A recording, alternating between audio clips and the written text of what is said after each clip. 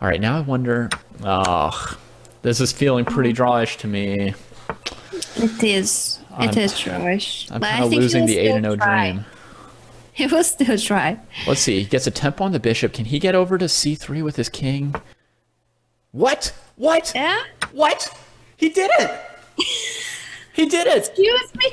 Jean-Marc was just figuring who's going to get to the queenside first. 8-0, the dream!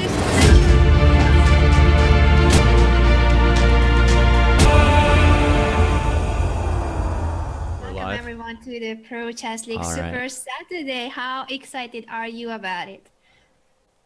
I am super excited. I didn't expect to be here. I expected to be asleep right now.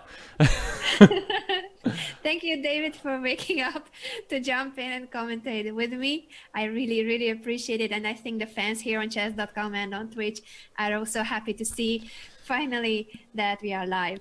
Super. Yeah, nothing better than being live. We've already missed an entire game because such is the pace today with 10-minute games all morning. We've already missed a round played by Hikaru Nakamura and Fabiano Caruana. I was watching their games and they both won in the first round. Yeah, they both won. Yu Yang-gi drew his first game. I think these three are the top players that we will be looking at. Hikaru and Fabiano mainly, and Yu Yang-gi, the Chengdu Panda board won. Right. Hikaru is streaming, so it's a tough competition for us, David. Especially if he's live, huh? Yeah, he is streaming live on his Twitch channel. So awesome. if you guys want to watch him, now you know where to go. Yeah, that sounds good. Maybe I'll head over there. I guess I can't now. Well, here, the position we happen to have up is Hikaru's position, and we have him here trying to get an attack going against Salem Saleh. And I think with this bad bishop on g2 and Salem having control of both the A file and the second row, I think Hikaru's in a position where he's like committed to breaking through with the attack. He can't just sort of get a little bit out of it. He needs to completely break through. Yeah. And it's looking like he's breaking through. His kingside attack is seemingly very powerful. He has just pushed h4 with the clear intention of going forward with h5 as well. Yeah, don't think that pawn's going to stay on h4. Yeah, it doesn't look like he just placed h4 to defend the pawn on g5. Let's see. So I was wondering on the last move if he couldn't already sort of trade on f6, trade on g6, and win a pawn, but he must have calculated that he doesn't have enough power to break through yet because of something with rook g7 maybe? Must be the reason. I can see that we have some spies on Hikaru's Twitch, so thank you, Imo Shuji, for informing us that Hikaru is thinking that he's winning. Thinking that he's winning, cool. Yeah. Yeah, so something like this variation here, which I'm playing out for everybody with just a couple captures on g6 and f6, would probably end up not working for Hikaru, partly because the knight covers queen e8 check at the end. So anyway, so that wasn't winning yet, but Hikaru thinks he's still winning. He plays h4. And after king h8, the bishop on g2 comes to life a little bit, at least. Yeah. So he's confident. He's wearing a Chess.com baseball cap. Oh. He's very much in the spirit of the Pro Chess League today. So you're watching and streaming now? Yeah, but Nice. I had to mute his show. Okay. Fair enough.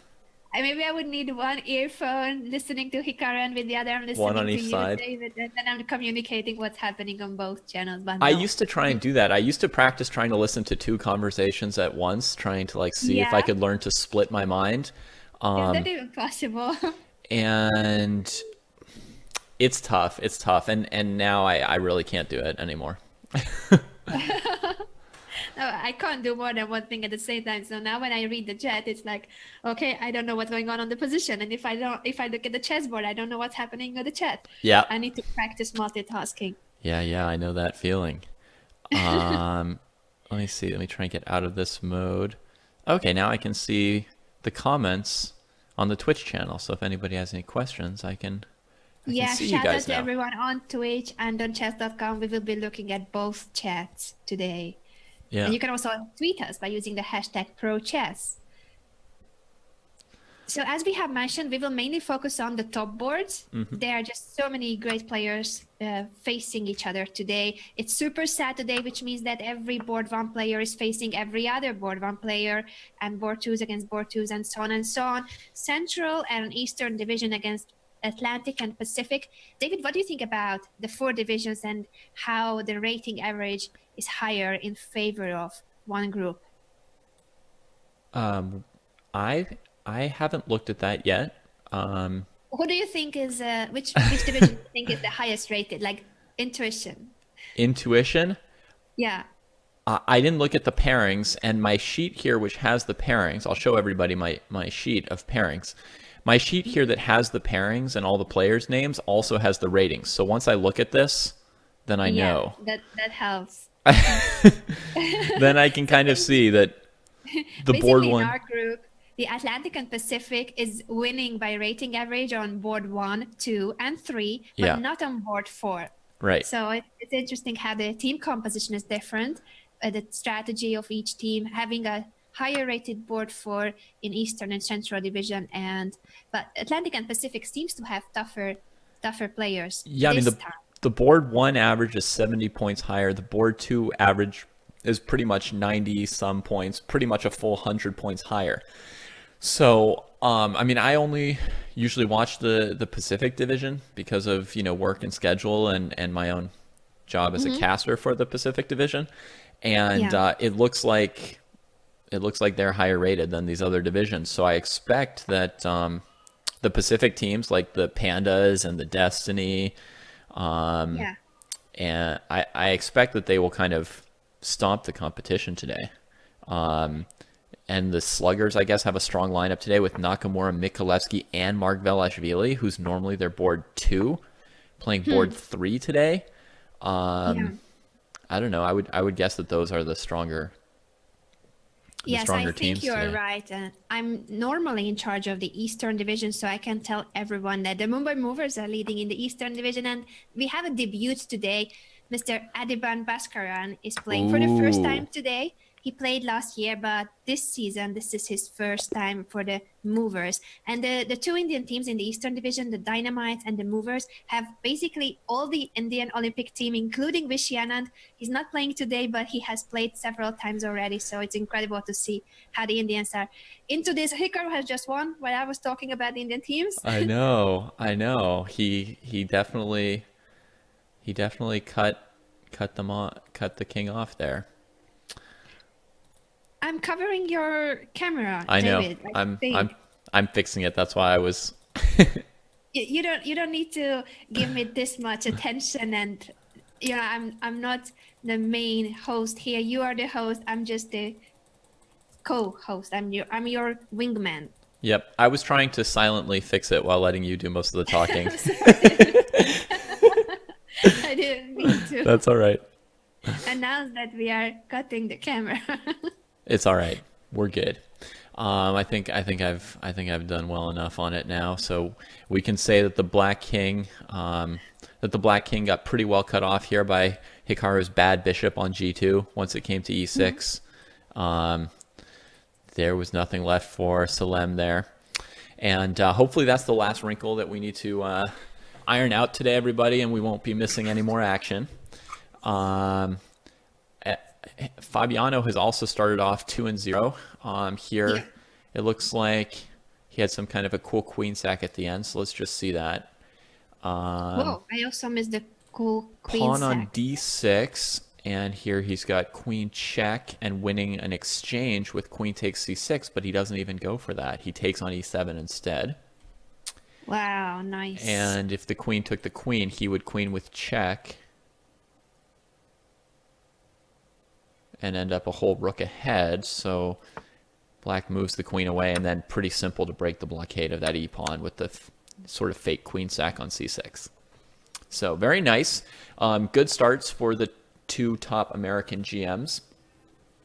And now let's turn our attention to Yu Yang versus international master Azat Sharafiev of the Volga Stormbringers. Yeah, let's do that. I'm just I'm just wondering if my microphone is okay because I see some of you guys mentioning that the volume is a little Ah, low, which on my end, I think I have it on maximum volume. I don't know yeah. if David, you can I have raise. you I have you pretty high up, but I can make some adjustments for that. See how it goes. I'll bring you up a little bit there. All right. We'll see how that goes. Everyone, oh, volume is fine, they say. Okay. Well, let us know if it's not at some point. We'll do our best. I think Michael is saying that we are good. So Alrighty. if Michael says so, So then it's okay. Sharafiev has 3 seconds against 2 minutes, and when I've commentated with Ben Feingold, that's the first thing he always looks at instead of the position. I'm kind of a Is little bit it? more of like I look at the board and I count the pieces. That's how I start off. A lot of people may know that, but I do the same. Ben just looks at the clock and he just says like, "Oh, this guy's got 4 minutes. This guy's got two. He must have the advantage." And 2 minutes against 3 seconds. White loses on time. Oh, so And that's the fine gold way of looking the at chess, and Feingold way he's right. would have been right there. He's right. So Yu Yang wins his second game. He's got 1.5 out of 2. Good start. Good start for the Panda. All right, so let's see, which one do I want? Should be good. Okay. In terms of the teams, you guys see that it's constantly updated, which team is doing how, Exactly. win, draw, and loss. Today, depending on where the teams finish, the top 6 teams get 1 point as if it was a victory. The middle ones, it's just half a point, and a loss is a loss. So the bottom 6 teams get a loss for today's competition. 8 rounds in total. Now, why is Audubon playing a National Master rated 2400? Oh, because I clicked on the wrong Audubon. This is Abimanyu. I just saw a name that started, his username started with like ABDB something, and I was like, okay, there he is. I found him. But no. All right, let's see how Seattle's doing. We've got a rook versus knight endgame for Margvelashvili against Sachdev. Oh, Tanya is on my fantasy chess team, so I'm certainly rooting for her Yeah. even more than usual. Well, let's hope she can outdo her 1295 Chess.com rating today. I guess she hasn't played much before. This is a tough ending to hold, and actually, as we watch it, I think she just lost it. Oh, Her knight got pushed back, and now I think the H-pawn can't be saved anymore. Okay, that's a good defense, keeping the king away for the moment. Now, White's going to need some Zugzwang for a moment. oh, it is Zugzwang. He found it. He found it. Well, that's tough. Beautiful. That's tough Beautiful. competition on board 3. I can't believe this. Margvelashvili and Sachdev. This is board 3 matchup. Oof. Yeah, it's insane how tough it is in the Pro Chess League. Only the second year of Pro Chess League, and everyone is competing here. The world champion, all the best players in the world, and their friends and fellow chess players from the same city, since people need to be from the same town. 1 free agent on Super Saturdays, 2 free agent, but this is an amazing team competition. Yeah. Somebody's asking if the Gnomes are playing, which seems like a good moment to mention that there are 2 matches today. There's a double header of sorts with the Super Saturday. So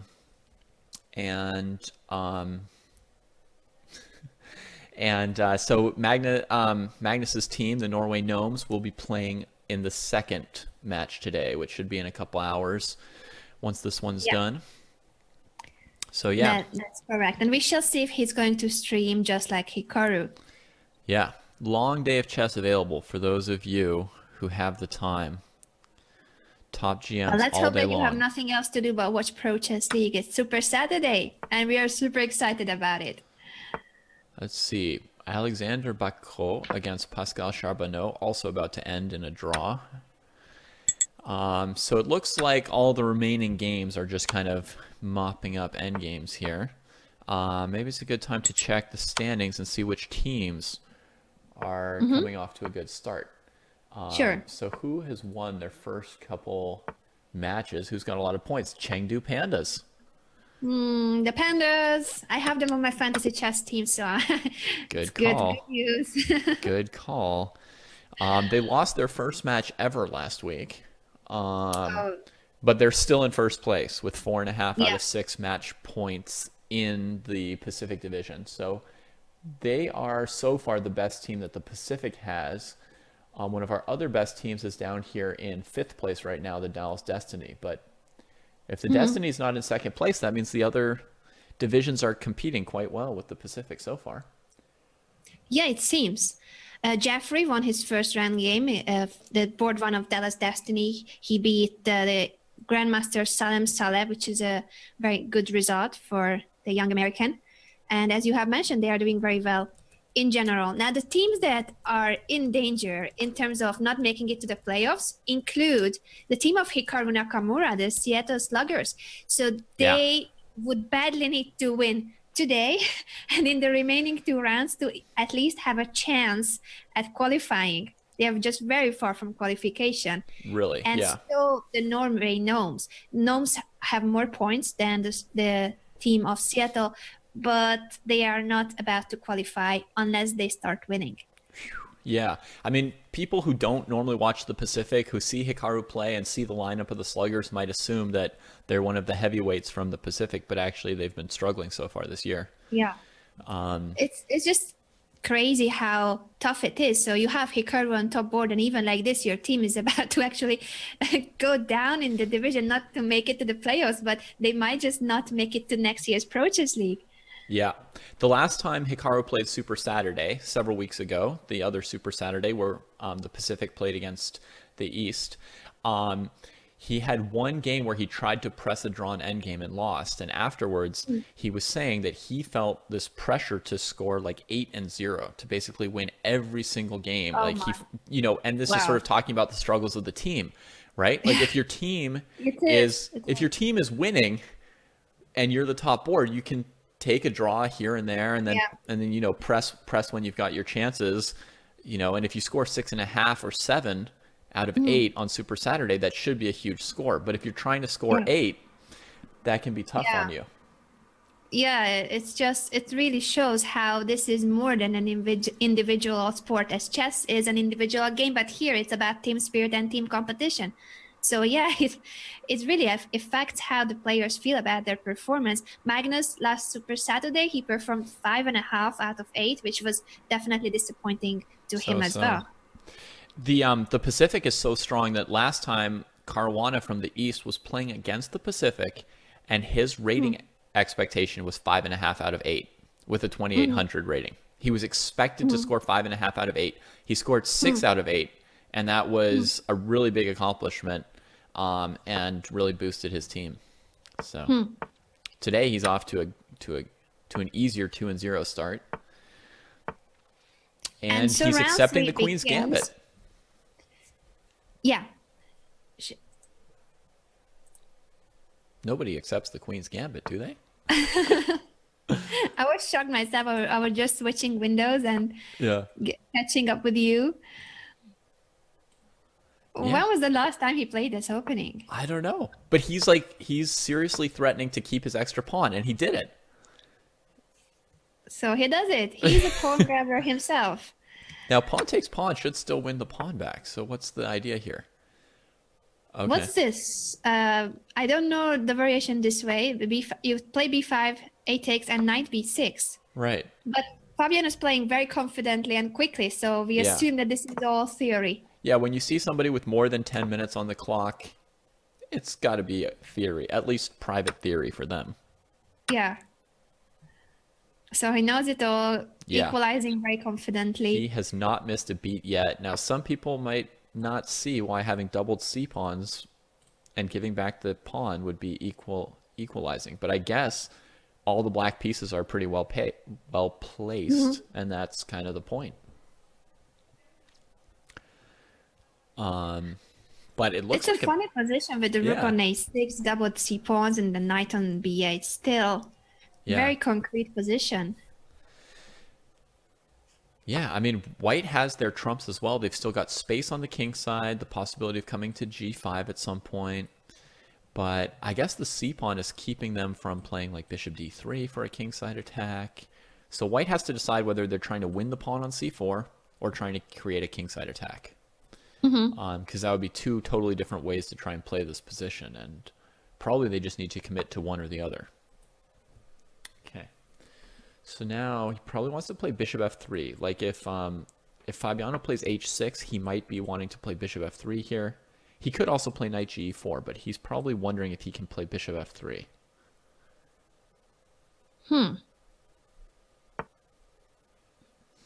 That's not exciting. Where is that knight going? So I guess he's Knight cleared. f4. I guess he's cleared the way for his f pawn, but the knight on h3 is awkward at the moment. It is. And c5 is a much more natural pawn break and much faster than what Salem is up to. Yeah, I'm puzzled by this knight maneuver. I don't think that White had the time to go for something like knight h3, knight f4, knight h5, when things are happening in the center right now. Right, he could continue maneuvering the knight. He's not necessarily playing f4, f5. And in fact, after c5, it looks hard to find the time for f5. But also hard to find the time for knight h5. Yeah, so his center is collapsing. The e5 pawn will be weak once you get rid of the d4 pawn. And suddenly Black's pieces are very well coordinated, not like the h3 knight and their company. No, so I'm guessing that knight g5 to h3 maneuver is going to end up being kind of like one of the main mistakes of this game. It's a little bit early to say it, but that's my first thought here. I completely agree with you. It looks very dubious. Bishop e3 makes sense. If Fabiano plays queen c7, White has knight b5 and then possibly knight d6 at some point. So maybe he'll look at like queen to b8 here, because I want to play rook f to d8 and I want to attack the e5 pawn more. So I guess queen a8 could be strong too. I love queen a8. I love it. Still knight f4 will defend the g2 pawn, but it's a multi-purpose move. You actually improve the queen, even though it looks funny in the corner, but on the long diagonal, it's very powerful. And you might bring the rook to d8, put more pressure on the d file, threaten knight takes e5. Yeah. Queen h4, wow, that's another powerful move. Another strong queen square. It is. It is. Yeah. I mean, I think it makes sense. One little thing that everybody can learn from this moment is Black really wants to play rook d8, and the queen on d8 could also be improved. So it's quite possible that Black's top 3 or 4 moves were all different queen moves. You know, queen h4, queen b8, queen a8, all looked like those were all Black's candidates. So true. All right. Somebody's asking where they can see other games. All the games can be seen in live chess. If you wanna try and watch 4 games at once, if you want to try and watch 4 games at once or a particular game, like that's where you can go and find them. Yeah, and also if you're on Twitch, there's a link where you can click on the live scoreboard. And also another link for the multi-stream. So if you want to be watching us and Hikaru at the same time, there's a link on Twitch where you can follow all streams at the same time. Perpetual Stalemate is saying that Simon's looking better today. They said the same thing about Feingold earlier, so I'm glad to hear I'm getting the same compliments as you for once. That doesn't happen every day. All right. Salem gets his knight to d6. It looks like he's pretty committed to going after the pawn on c4. That seems to be his main plan here, to try and get his rook and bishop involved. Yes, the knight on h3 remains really random and not helping in any way. But we'll keep an eye on that. So bishop to a4 from Fabi. Is he planning to come to d1 and just capture this queen next move? Isn't he just winning material? Yeah. Yeah, this seems to be the problem with the knight maneuver to d6. The queen is trapped. That was pretty evil of him. So knight b5 was played, and he just attacks the knight with the bishop. Salem continues with his plan, and he's just, couldn't conceive that his position was this bad. Simple chess. The queen is trapped. You need to give up your rook on c2 to save it. Right, but that's going to lose the pawn on d4 as well, right? Like, this is game over. This is going to be so grim after pawn takes pawn, right? You can't, if you take back with the bishop, then bishop takes, queen d4. I mean, he's down an entire rook. This is only move 18, and with the black pieces, this is a massive achievement to win. Move 18 is completely over. Accepted. Queen's Gambit accepted. Not the most aggressive opening of all. Ooh, Fabi's doing Wow. well. Yeah, I guess he will be repeating this opening if this is the case. Okay, so he's going for sacrificing the queen for a piece and a rook, but this is just very bad. Two postpones for black apart from the queen. Oh, wow, he preferred to sack the queen. Okay. And This is black just still gets desperate. d4 and just sort of collapses white's position, huh? Yeah. And there's a pass pawn on b3 and b2 that white can never win, right? I mean, black can put his bishop on c3, pawn on b2, so it's even if black weren't up any other material. That's grim. That's grim. This is already a lost position. Let's call this one. That's just a bloodbath. That's 3-0 for Fabi. And I'm going to pop over to Nakamura, who's just started his game against Mathieu Cornet of the Cannes Blockbusters. I know this guy was French champion at some point, like last year. I think I recall him being the French champion. I don't know if that's still true, but... Yeah, he was at the Baku Chess Olympiad as the captain of the French women's team. And that year, just about a month before the Olympiad, he won the French championship. So it was a funny story that, oh, the captain is actually the French champion. He's not in the Olympic team. He's not even playing. Because they decided the team before the French championship. Yeah. So yeah, he's not MVL, but he was the French champion. Here he has either won an exchange against Hikaru or had an exchange sacrificed by Hikaru. I'm guessing this was a sacrifice. Because black got... Yeah, because black had the opportunity to to move his rook, but he just wanted the center pawn. And I would take black. I also think, but I'm just slightly worried if he's in time, but it looks like he's finishing his development. Yeah, I mean, he needs to castle before something happens on f7, and he needs to play bishop b7 at some point to really show... The nice thing about black's position here is the two long diagonal bishops, but he needs to do that without hanging the knight on d7. So he needs to somehow castle, play bishop b7, and not lose the knight. And then he's doing great. That's the thing, that he needs to take a couple of tempi just to finish development and solve the problem of the minor pieces. Yeah. We shall see if he will have time for that, but he's very quick. Hikaru is still on 9:55. I know. I was going to say, do you think he's still in opening prep? This seems like a pretty random position to still be in opening prep. Well, if he still has prepared this, then kudos to Hikaru. This is amazing stuff. Right. 9:55 after like 15 moves. That might just be his natural speed and not actual opening prep. Because this modern line with G6, A6, B5, I mean, it's not as theoretical. Like, not every move is as sort of forced and planned, I don't think. But... Actually, it's possible that he's seen this one before. All right, well, we shall see. And if there are spies on Hikaru's channel, then please let us know. What did he say if this is his preparation? Yeah, well... And the Cannes Blockbusters, by the way, is one of the few teams where we have a married couple on the team. So it's Mathieu Cornet on board 1 and Diamante. His wife is playing on board 3. Great. Fun day for them, especially if he can score an upset against Hikaru. It looks like he's trying to get a queen trade by attacking f7. Oh my goodness, what a move from Hikaru h6. I was kind of realizing that he could just castle if he wanted to. He could also avoid the queen trade with queen d5 if he wanted to avoid it. He could allow it. f7 wasn't really hanging because the rook had 2 jobs. So I was kind of thinking Hikaru can do whatever he wants. And this is an interesting option, h6. I think white might play knight f3 in response, because what they don't want to do is, after the queen trade, have the knight forced to h3 a la Salem Saleh. And if anyone wonders what happens when your knight goes to h3, let's flash back to this position where Fabiano's now going to queen 2 pawns with an extra queen on the board. So... he's not really going to want his knight on h3, I don't think, and he's played knight f3. So what is Hikaru going to do here?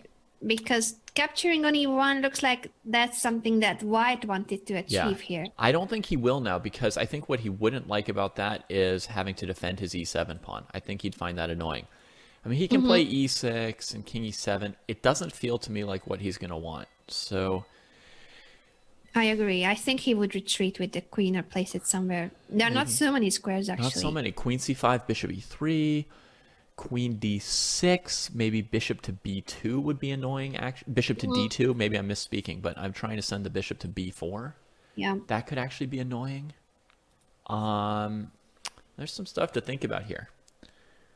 I'm going to look at his face and try to Tell us understand how what confident does he he is. think about the All position. right.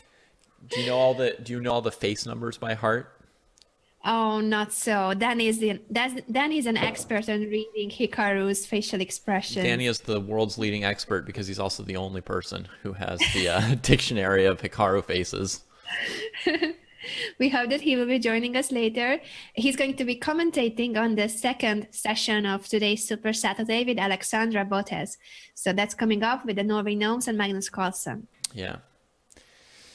Well, too bad it wasn't the other way around so that Danny could have told us about the faces. But all right, Hikaru retreats the queen, kind of So like we were true, so suspecting.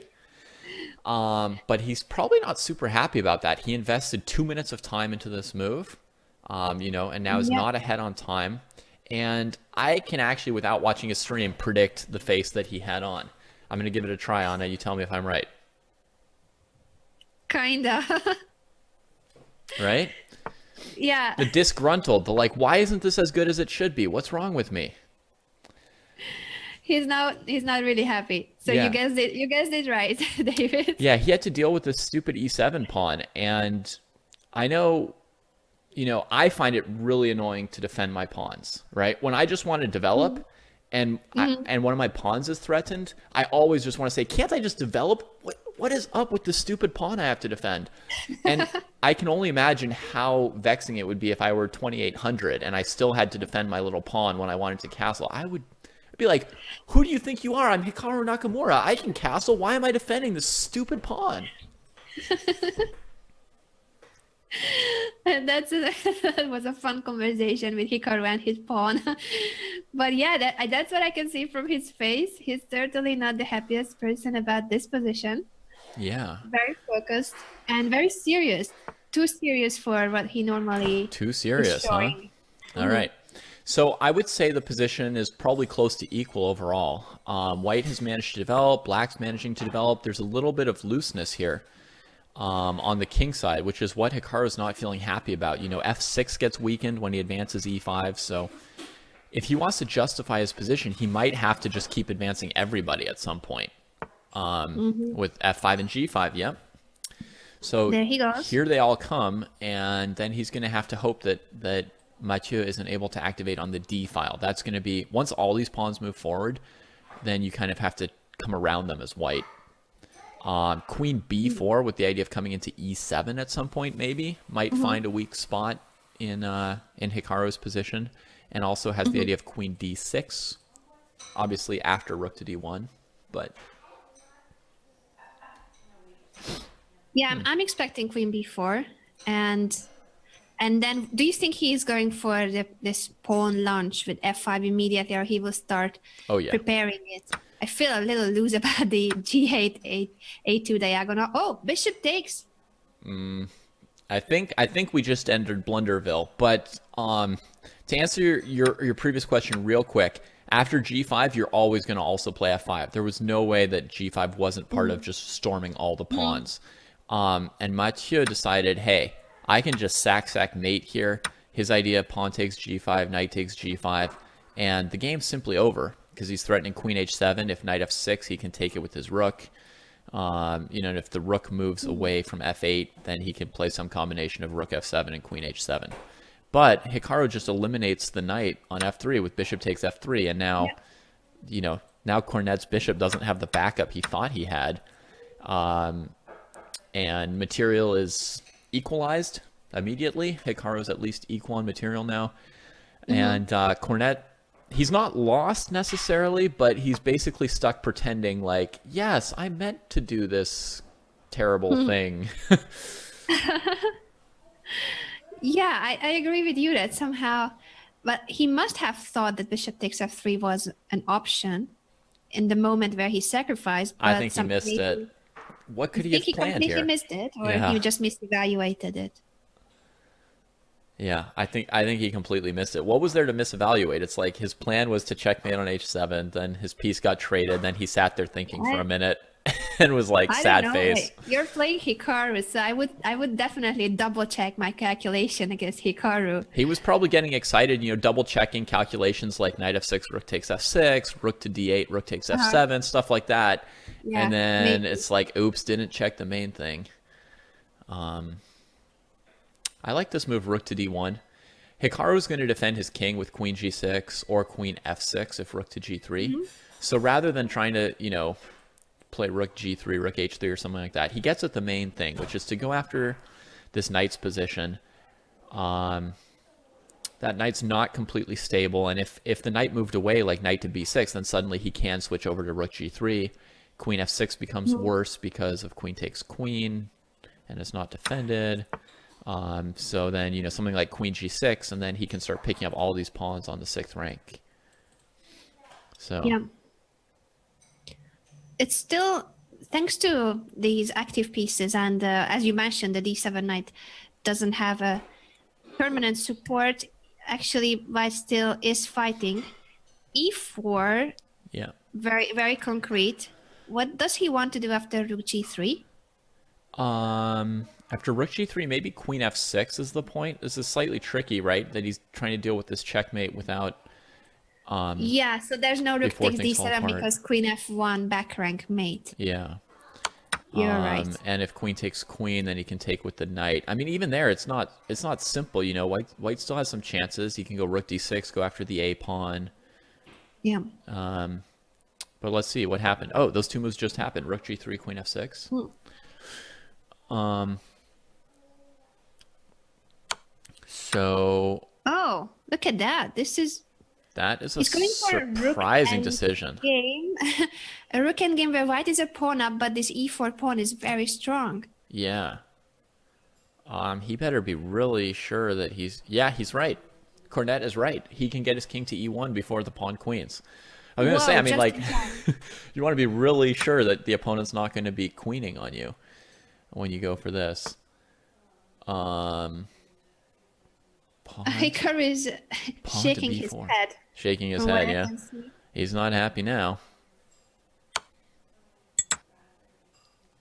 One option here is rook e7 is like the safer looking move, but even then there's rook to d8. Rook d8, king g1, rook d2. I mean, I have the feeling that Hikaru is somehow going to draw this, but Mathieu's playing it the safe way. If he trades the pawn on e4, then he can't lose. And he always threatens to win the endgame because of the extra pawn on h4. So Hikaru's going to be scrambling. In any endgame like this, he's going to be worse here. Yeah, and he Whatever knows he it. does. He just said an okay, fine. Okay, Accepting fine. the situation. Maybe he's going to go rook c4 now. Oh, but Cornet's just going to take it, right? So he's not going to have to defend he's back going rank for mate. the Yeah. safe. As you mentioned here, it's either a draw or white wins. There's just no way he can lose this. That was a big mistake from Cornet. H4. He should have put his rook on a4. Oh, no, back rank mate. He had to. That's right. So that's what Hikaru forced here. He's threatening the back rank mate, so Cornet plays the h pawn, and then Hikaru gets the rook on the a file. That's very strong. It should be enough to probably hold. So I'm still going with my instinct that Hikaru somehow won't lose. I also think that he will draw it. Yeah. The Panda's still at the top of the standings for the moment, mid-round, 8 points. I saw that Yu Yangyi just won his second game of the day, 2.5 out of 3 here. He beat Bhaskaran Adiban. Too bad we didn't see that one. But these Hikaru and game drawn by agreement. Well, that's a draw. Mathieu had the same instinct as me. He's like, I may have an extra pawn, but there's no way I'm going to beat Hikaru. So he just offers a draw. I mean, with the rook on the 3rd rank, he can't really improve his position very well.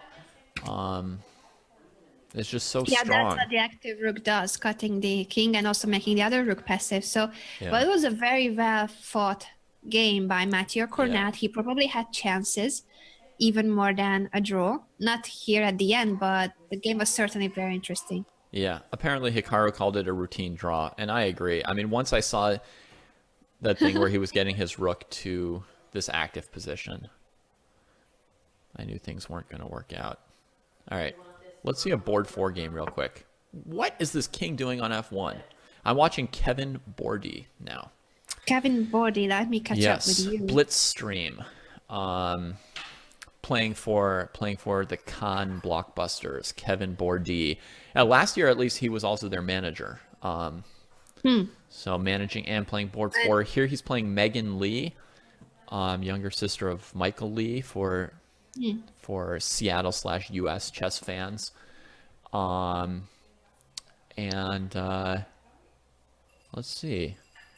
Time's about equal. Material's about equal. Position for white? I'm very worried about Megan's position.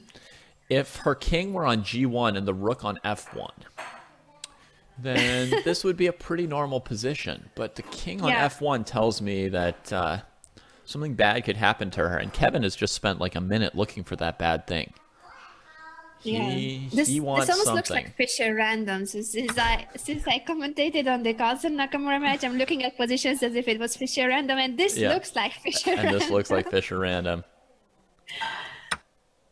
I think here Black must be winning. He's just calculating what is the way Rook D2 and just attacking the F2 pawn, or there's Knight E2, but the E4, well, Rook D2, Knight E2. Can he just simply take on B2 and then it just looks so bad. I don't think that even if Kevin doesn't play the most accurate way, there are just so many good moves in this position. Yeah. You know, I think he thought so long because he was about to trade off that terrible bishop on E1, and your normal instinct as a chess player is not to trade off your opponent's bad pieces. So you always want to make sure that you're going to finish them off when you actually go for something like that. Yeah. And I think he will. My feeling is he could. But rook to D3 instead of D2. Wasn't the plan rook D2? I don't know. I liked rook D2 more, but I guess he just wants to double rooks, and he makes sure that there's no H3 because the knight would be hanging on G3. So the only move that he could have been worried about was knight E2 attacking the queen. Then the queen has to keep the rook defended, so she goes somewhere like H6. And then he's winning. I don't know. It doesn't seem like there was any real cause for concern there. What would be awesome would be if Megan played F3 to take the pressure off of F2. Then his rook D3 move would look like true genius after he played rook takes F3. Yes, certainly. That's what I'm rooting for. And for white, it's very difficult to do something. When even if you had 2-3 moves to play, you still don't really get your pieces correct. Right. Yeah, you get to move and move. Kevin could just say, make another move, make another move, make another move. Yeah. Go ahead. I'm not worried. That just goes to show how bad white's position is. And yeah, for those of you asking, this is Mr. Kevin Bordy, famous for playing the Grob against Magnus Carlsen and making a draw in the Grob against the world champion. Yeah. So that is achievement. So I don't know if you know this, but whenever I broadcast with Ben Feingold, people hang like mate in 1 or mate in 2. That's why I was kind of, when I'm watching, the first thing I'm looking for is moves like F3, because that's what happens all the time for us. I didn't know that your division was famous for hanging mate in 1. Yeah. Yeah. And there's also the Atlantic that's hanging pieces. Okay. Like especially the round when the chess bras both hang a rook in one move, both Eric and Damon in the same moment. Oh, brutal. We've got a new leader. In my division, I think it's a mix. So we sometimes have huge blunders, but mating 1 was, I only recall one when Laurent Fressinet missed mating 1. So you've got some more variety. Yeah. Yeah, we have all sorts of blunders. Okay. And it's fun to watch, of course. We are not saying that those players are not strong. It's just that sometimes with time pressure, even the strongest players make mistakes, big mistakes. If they weren't strong and these kind of blunders were normal, it wouldn't be as hilarious and exciting. Exactly. So that's why we have those Twitch clips and the reports. Yeah. Yeah, well, for us, it's just mate in 1, like again and again and again, which is hilarious. Oh, Pittsburgh's lead was short-lived. Pittsburgh was in first place for 1 second there with 9 points to Chengdu's 8.5. And it looks like Oh, Chengdu just scored another point and got back to the top. But still, we got to give a quick shout out to the pawn grabbers grabbing the lead for the first time today shout in out our to the broadcast. phone grabbers and a wonder on board one. We should check how they are doing as well in terms of their players. Right. You think we So can bring up is their star a Wonder Liang today? Let me just look for a second at this scene with all the players, how they're doing. A Wonder Liang, 2 points, board 1 for the pawn grabbers, and Mika scoring 2.5 on board 3. Edward Song 3 on board 4. So their lower boards are actually stacked up because a Wonder's rating is not that high for a board 1. yeah, and he's very strong, even yeah. with a lower rating. Yeah, he's doing really well with the lower rating, but he's also allowing them to stack some high-rated boards 3 and 4. Okay, so good stuff for the phone grabbers. yeah. Well, we're going to try and watch some games of a Wonders at some point today as well. Then that's going to be one of our other. And we also have Jeffrey Xiong on the board 1 of Dallas Destiny, Alexander Landeman playing for the Montclair Sopranos. So many strong players, and this is Super Saturday Pro Chess League. Have you guys submitted your fantasy chess teams? Have you had the chance, David? I did not. I knew that I knew that you were going to win, so I figured I would just get an extra hour of sleep. Of course. You did very well not submitting, very wise. Here's the winning slip. This is the winning slip. That's the winning slip. I'm announcing it. This All is right. the winning slip. So everybody, you can just zoom in on that and then go back in time an hour and win $10,000 in the competition. Yeah. So let's see. Bordy finished the Twitch game off. community. So Bordy finished the game off with this tactic on move 24. Bishop takes f2, discovering the attack of the rook on d8 onto d1, attacking the queen. This is a, pretty standard pattern here. Yeah. And at the end, queen b1 to pick up the extra rook, and Megan resigns. So the Grob wins again. I like Kevin, but I hate the Grob. It's kind of a funny thing. So.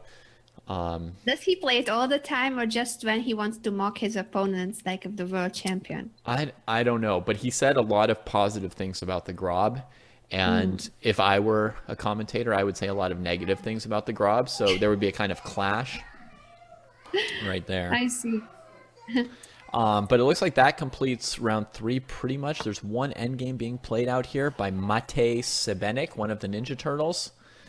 One of our favorite teams from last year, and he's playing against the Montclair Sopranos. And Montclair is so far in the win column here. They're up in 4th place right now with 8 points. I think that their overall standing in the league is not that great this year. Yeah. Yeah, they certainly wanted more. They can still, of course, get there. And all the other players, all the other teams who are not satisfied with their ranking at the moment, today is Super Saturday, and then there will be 2 more matches, and that's it. That's it for qualifying to the playoffs. It looks like Bukowski's maybe trying to win a little bit, because he had a chance there to take the A pawn with rook a8 check, king d7, rook takes a4, and instead he didn't take it and took the e pawn. So he may be trying to do more than draw. Let's see how that's going. A3, knight d5. It's hard to imagine how he would win, but I think he's trying to. He's got 19 seconds against a minute 20. Ben would probably say that's a bad idea. But Black can. He has got the time. He's got the A pawn. Right, but it's clearly White who's trying to win. I mean, he avoided trading the A pawn off, and he's pushing all the pawns on the king side. So he thinks he's going to win it. Will he try too much? Isn't it pushing too hard? I mean, it's definitely risky on that front, yes. I mean, his rook is super active. I guess his rook is really encouraging him. He's kind of feeling it with that rook. Yeah. And his knight's strong enough. He shouldn't lose. Like, chess-wise, he's not really risking losing by playing like this, right? But I think what Ben would have said is, like, when you've got 15 to 20 seconds and your opponent had Black had a minute and a half or something, you're the one who's going to like hang mate in 1 or just randomly flag. So it's like, what's the point of trying to outplay your opponent like that? Exactly. So after the check, he couldn't take the bishop because a2 would have promoted the pawn. That was a very nice motif. The king was covering the a6 square. And now it's a pawn up for black. Right. Okay, so black has won the h-pawn. White's continuing to try and win with the e and f pawns. I mean, black's used almost all his extra time. Yep, there goes the last of his extra time. So now black officially has less time. Anything could happen with that, but it still doesn't feel like black's risking losing yet. So it doesn't feel like that. You think they will repeat? But I think from here, I would definitely think that now black wants to try and win. And A2, he tried. there he goes. And he tried. He's threatening to take and promote the pawn.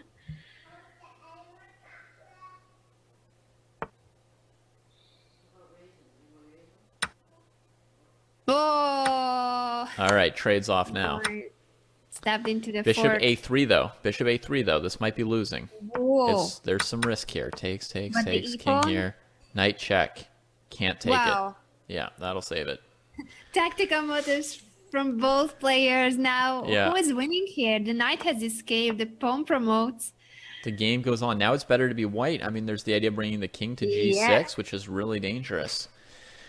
I don't know. And the black king cannot make it back. It was cut. He's super cut off. So Ben, explain this to us. Why did this work for white to play on with 18 seconds against 2 minutes?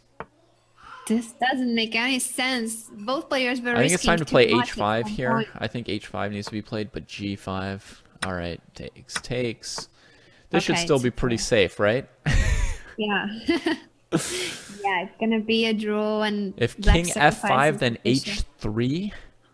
King takes g5, h2. So white has to stop that pawn now, and he does. All right. Yeah, so it's a draw. But what a game! That was surprisingly exciting, right?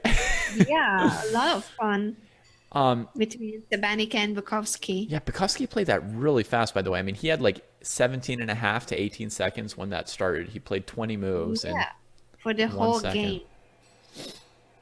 Crazy stuff. So, No, I'm not calling about Anna this- Ben. I'm asking Ben because he's in the chat room, people. Oh, Ben is here with us in the chat. I didn't Yeah. realize. I did say Ben. I'm asking Ben in the chat room to answer why it was okay for white to play that game with, 15 seconds against 2 minutes. Okay, so I'm happy that if it's confirmed that David was not calling me Ben yet. Absolutely not. Absolutely not. Although there's a lot of similarity between Ben and me, Mm-hmm. it hasn't happened yet that I was being called Ben. No, haven't made that mistake yet. Okay, So so let's everybody's check played the same for number a of games moment. now. We can actually see who is actually in first place. And Yeah. St. Louis tied with Chengdu. I thought St. Louis was another team that was kind of struggling a little bit this year. Yeah, well, they The have defending been champions. changes.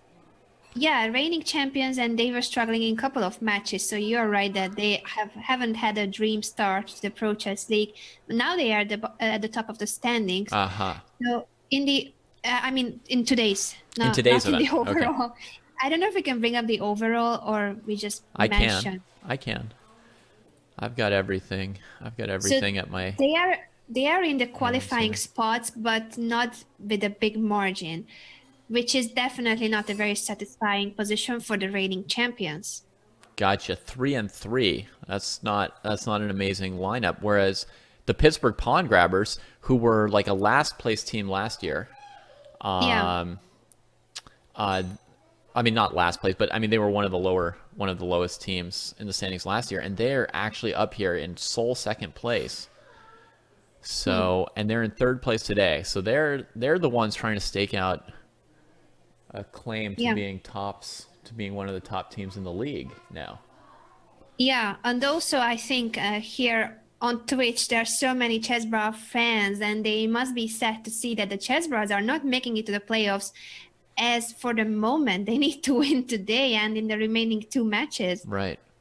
And Montclair, who's also up here in 4th place, I mean, they're at 2 and 4 facing relegation. So they, I mean, 2 and 4, they're tied with Miami and Montreal. They basically need to win 1 or 2 more matches to avoid losing their spot in the Pro Chess League. Exactly. So guys, remember that the teams in the red are actually losing their spot in the Pro Chess League. So it's not only about qualifying, but it's also keeping your place for next year. So far, among the top teams today, St. Louis, Pittsburgh, Montclair, we've got 3 Atlantic teams. And then 2 Pacific teams in Chengdu and Dallas.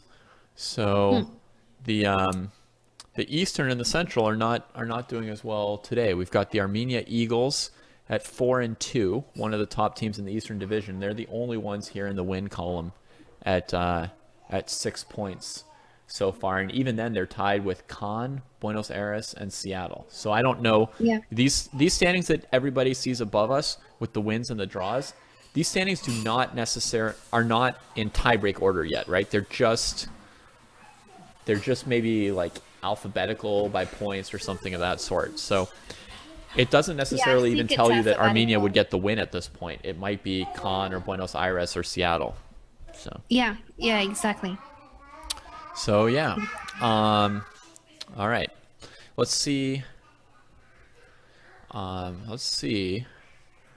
that means a tough start to the day for the European and Asian teams so far. Other than Chengdu, which is an Asian team but in the Pacific. Yeah, it's going to be tough. What is your prediction, by the way? Do you think that the Pacific and Atlantic division will win? Crushingly. Crushing. Yeah. So it's not just the win that David claims, but crushing. Yeah. I mean, wow. When you've got a one-on-one matchup and somebody's a little bit better at blitz, then, it may not just be based on ratings. But here you've got a sample of 50 players playing. And the ratings are going to tell. I mean, they're massively higher rated on boards 1 and 2. And that's true. Surprisingly, the Atlantic and Pacific are even winning on board 4, which happened last Super Saturday as well. The Pacific was lower rated on board 4 and stacked on the top 3 boards. They were 100 points lower rated on board 4, and they were still winning the board 4 matchup for the first 5 or 6 rounds, and then barely lost it. So I think the Atlantic and Pacific are going to just completely crush. Looks like right now. You might be right, but just to make it fun, I will go with the Eastern and Central Division. Let me put it this way. 3 rounds have been played right now. They've scored more than 20 points higher. I know, it's crazy. More than 20 points higher. Betting on the last placed horse now in this race, but I need to go against your bet. You need to go against it. Okay. If you feel the need, this total score people can see here now. I put up the scores instead of our faces for a second. 17.5, 6.5 on board 1. That's devastating. That's very, very close to triple their score. A small lead on board 2, and then another big lead on board 3, despite a more modest rating advantage of 45 points. I'm in a lost bet here, but I can still win in fantasy chess. Okay. You don't need to, make a bet that you're going to lose just to do it. Well, it's just normally I'm the commentator of the Eastern Division, so I feel like I should be supporting the Eastern Division. Okay. But probably in the second session, they will do very well because that's when the Norway Nose will be playing and Magnus also. So I guess the Eastern Division will do better in the second half of the Super Saturday. Okay. So that's a better bet for you to make. You can bet that they'll win later. I'll bet them on the Gnomes. I have the Pandas and the Gnomes as the top scorers. So in the first half, I have the Pandas as the top team. And in the second half, I have the Gnomes. All right. Let's see. We've got Fabiano now playing against Mathieu Cornet. And they're all going to be trading opponents, round by round here. And Hikaru playing against Johan Hjartarson of the Puffins, the Puffins, the Puffins. Do they still say that when they win? Yeah, the Puffins, the Puffins, the Puffins. We love the Puffins. Hey, Hikaru's playing the white side of the opening that he played black last round. Oh, this is almost exactly. Black played e6 last move. That's the first difference from last game is e6 by black. Yeah. Hikaru played c5 there. when he was He black. knows this very well with both colors. And then bishop e4 got played. So yeah. So he's just switches around, plays the other side of it, takes. Alrighty. Oh man, it's been over a year since I got to say the puffins. I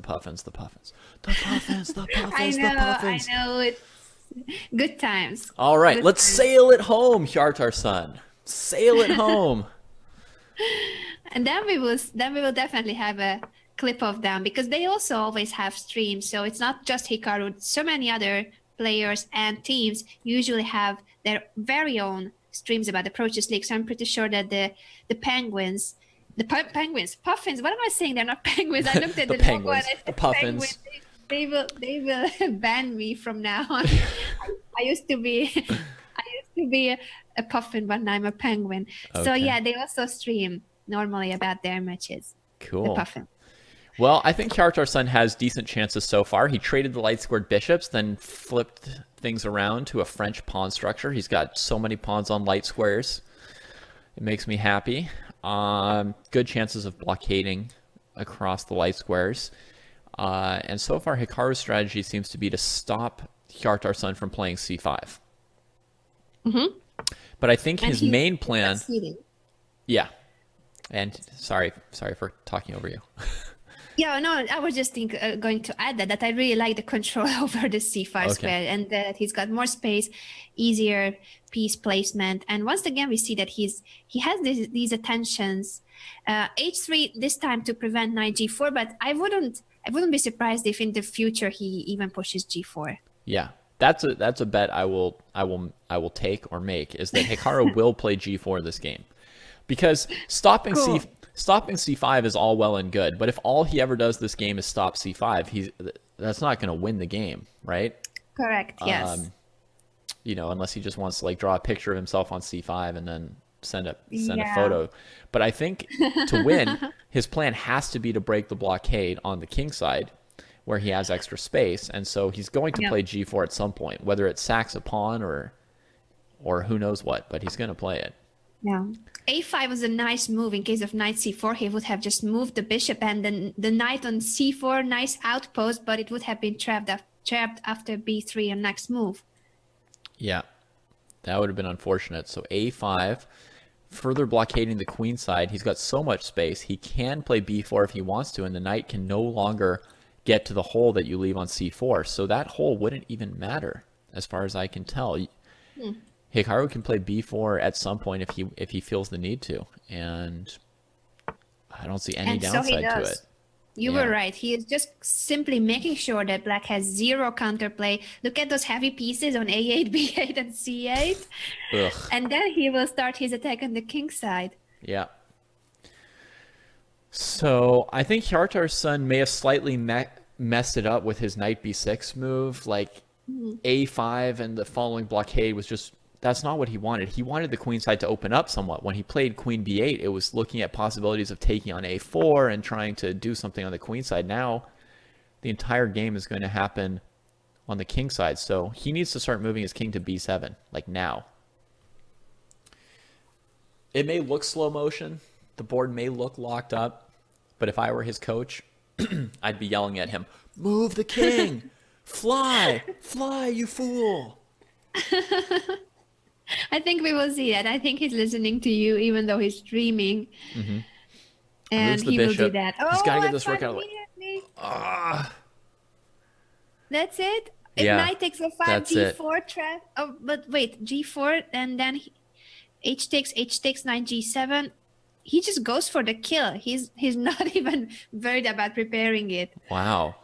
He didn't even have to calculate it that hard, did he? I mean, he didn't spend super long figuring out how he was going to checkmate after knight g7. He just assumed that black has more pieces than they can move out of the way of the king at this point, right? Like the knight on g7 can't go anywhere except e8. Like black is just tripping on himself.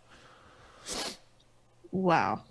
So what is the concrete way? Or he's not even... He can play knight f4 at some point. If black ever trades on g4, he goes king g2, rook h1. If black doesn't trade, then eventually he'll take... There, he played knight f4. Then eventually he'll take on h5 and play rook g1. So I think it's over. I think it's really, really easily over. He just has to make sure not to play GH5 at the wrong time when black has knight F5 as a resource.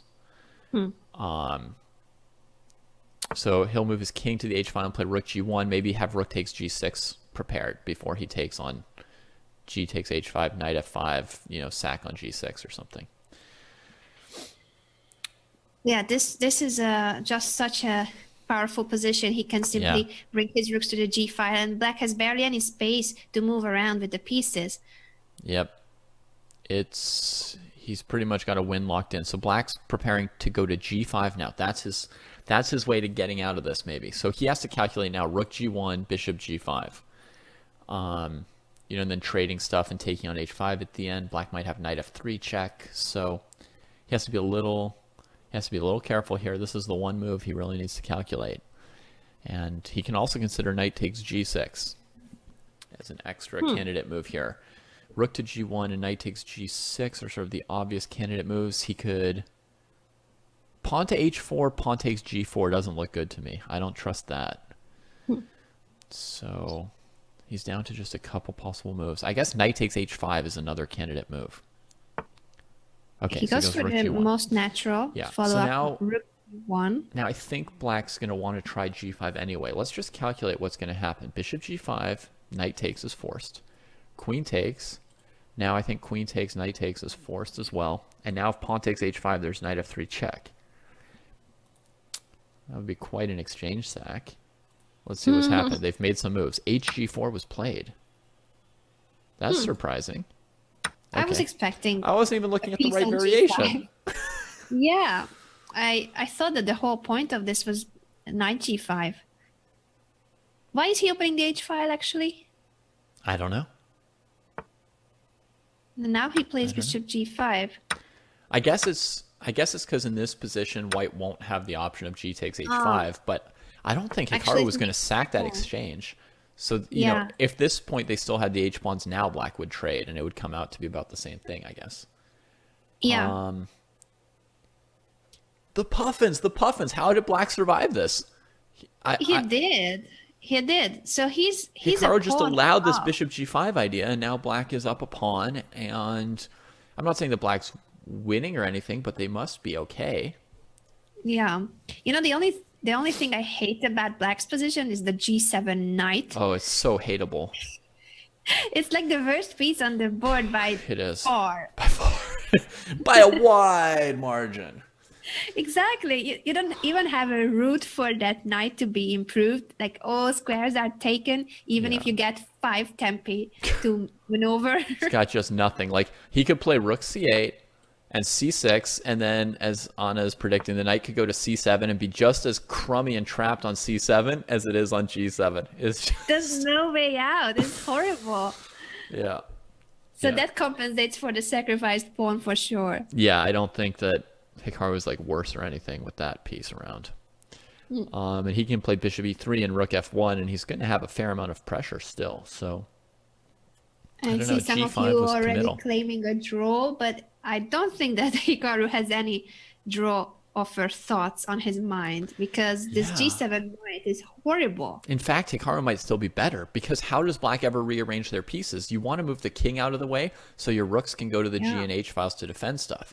But as soon as you play king F8, white can play rook H7, and then you're not going anywhere. Yeah, and actually it's confirmed that my spies are confirming that Hikaru thinks that because of the G7 knight, it could be winning for white. Okay, perhaps he's not even using the phrase as it can be winning. Probably he just said it is winning. Like he's just winning. I'm not listening, so. Yeah, that knight is sad. Oof, trades off that knight. That was the knight that would have maybe allowed him to try the move F6 there, which is risky, but it is sort of what I was considering for black.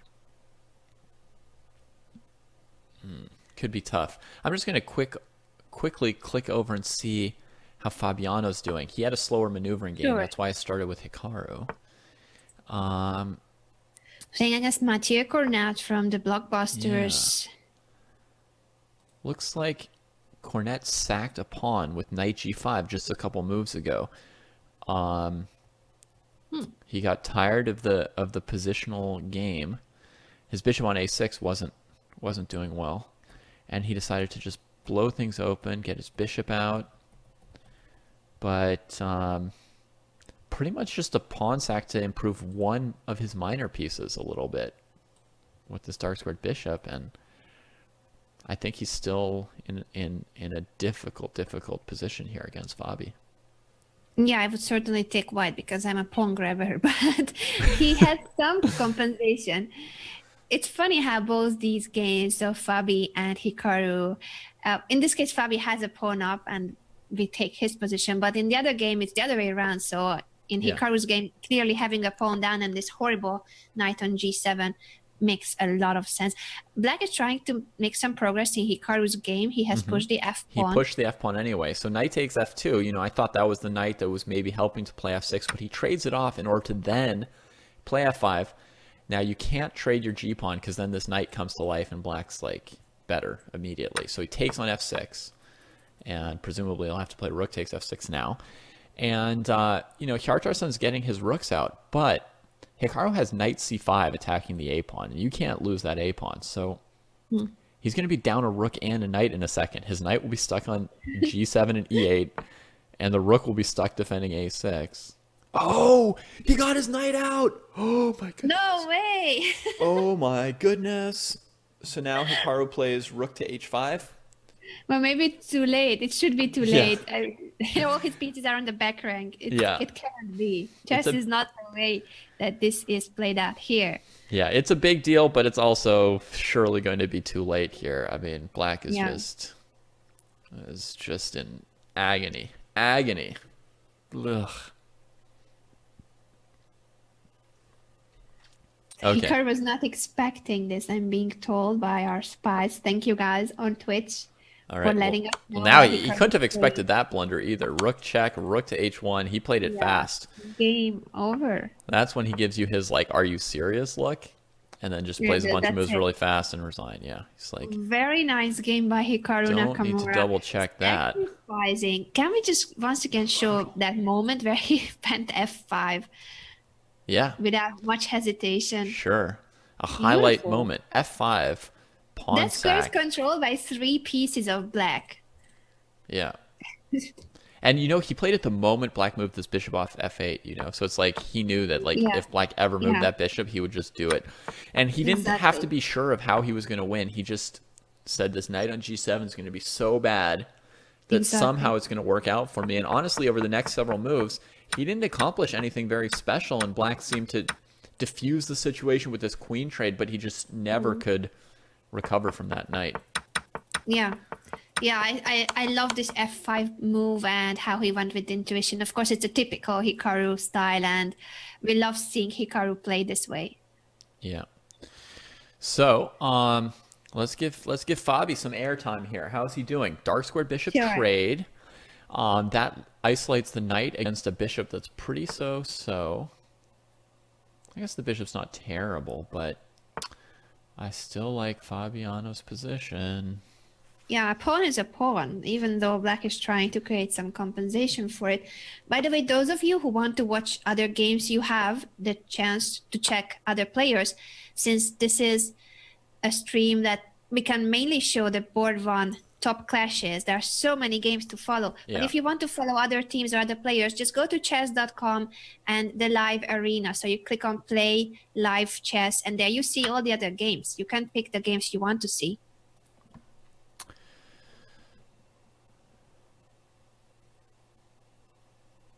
Yeah. Okay, so coming to... So we've got Fabiano here. E3. And he plays rook to e1. I thought he was maybe going to go knight h5. But instead, he's leaving both knight f5 and knight h5 up as options. If rook takes h3, then knight h5 check will... Or f5 check. Either one will win in exchange. So he just brings his rook over here. And it feels like he might be preparing knight f5 check with the rook pressing this. He's just stepping into what we were saying that it was not possible. Yeah. Yeah, he figured it was so bad, I guess. There's no way he didn't see the tactic, right? Like, Yeah, for sure he impossible. saw it. Completely impossible. But this queen is going to look at these pawns. They're going to require tending. I guess f6 will help, but Wow. Fabiano just going for the 4-0. He's winning this yeah. game once again very convincingly. And actually, I don't understand why white couldn't just go king g2, rook h1 2 moves ago and Yeah. just play queen h8 Hmm. or h6. There's no way to cover both of those squares, is there, for a light squared bishop? Yeah. Okay, well, I guess he just we'll see some other he just thought technique. everything was winning perhaps, but Yeah, and he just nailed black with this move b4 as well. yeah, beautiful. Nothing to do This about that. h7 pawn will drop and the a pawn promotes. Yeah.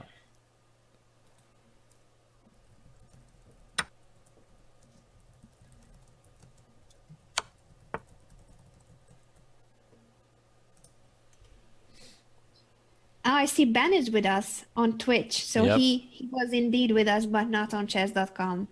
That's why you guys thought that David was calling me Ben. Yeah. But we haven't reached that point of the stream yet. Yeah. Peddling his usual kangaroo puns. We have a team called the Australia Kangaroos in our division, so every week we get like 4 hopping jokes. Oh. How bad are they? Judge for yourself. There's one of them right there in the chat. And I know it's like completely rubbed off on me because we were watching some games before and I was thinking of like terrible puns and I had to restrain myself. I was like, Ben would say, and then I was like, no, don't say it. I could say Simon would say. Simon would Go say. Harry, but Harry is not on the board here. Yeah. No It's Harrys. Harry. Anna. They decided to They call decided it to Anna. call it Anna instead of Airy. I mean, a lot of English people don't pronounce the H anyway. They might as well just call them both Airy Yeah, and Airy. exactly. So Airy is going to win the game for Fabi and the extra exchange. Yeah. Yeah, that's not going to hurt. 4-0 for Fabiano after winning this game. Is there Yep. any other player? Can we just quickly Good have a look start. at the Let's have a players? quick look at the players, see if anybody else Yeah. has 4 points like that. Yeah.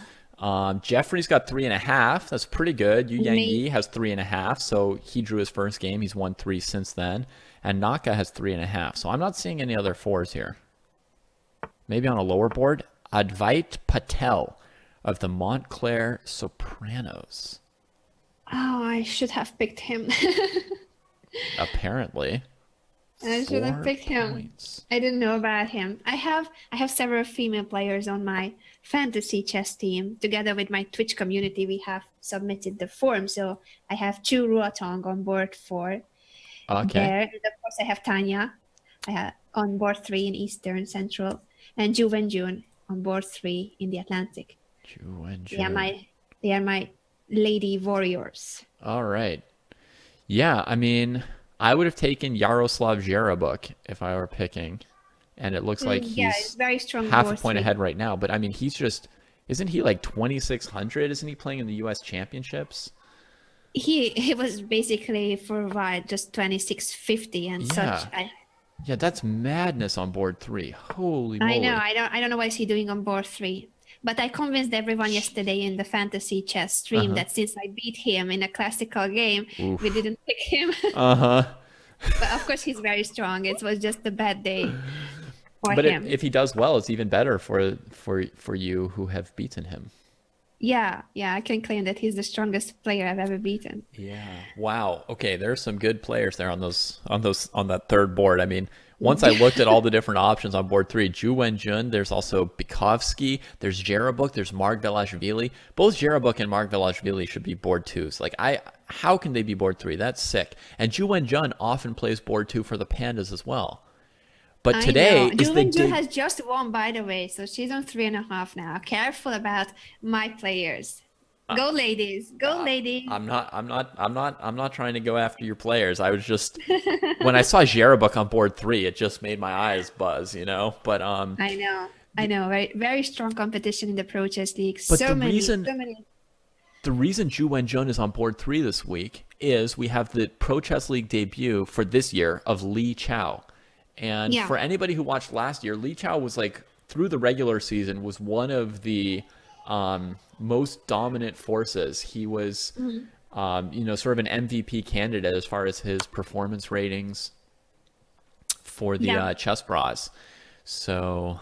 and the Pandas are also the team that has the highest rating average thanks to having 2 female players. So that gives them 100 rating point advantage when counting the average rating, the 2 women players, both of them 100 each. So their average rating today in a league that should be 2,500 and under in general is 2560 FIDE. 2560 FIDE. Because Yu Yang Yi only counts as 2,700 as well. So he's also giving them a free 60 to 70 rating points. That is correct. They are the highest rated team because they were very smart when they formed their team.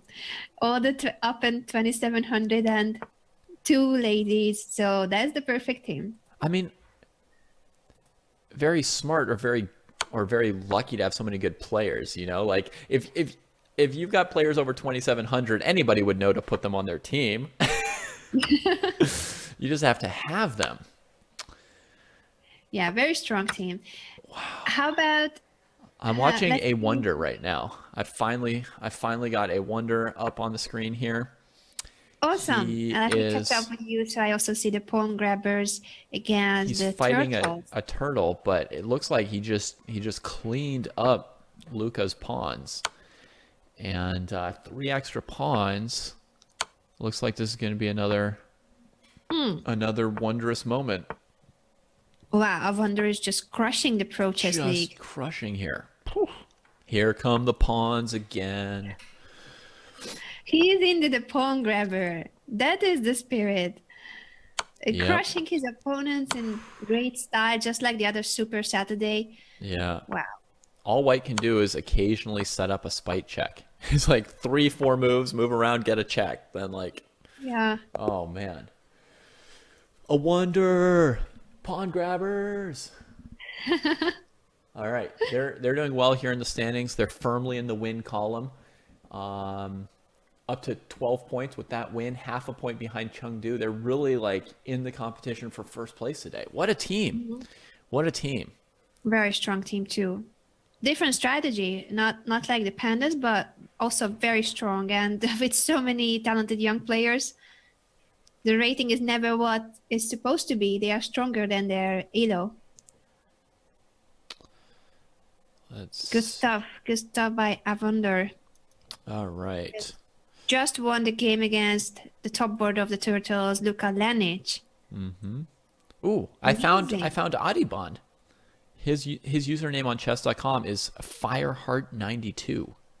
Oh, Fireheart92. Fireheart92. I'm pretty sure that was not his username last year. I would remember. I think that he's got a small advantage here, but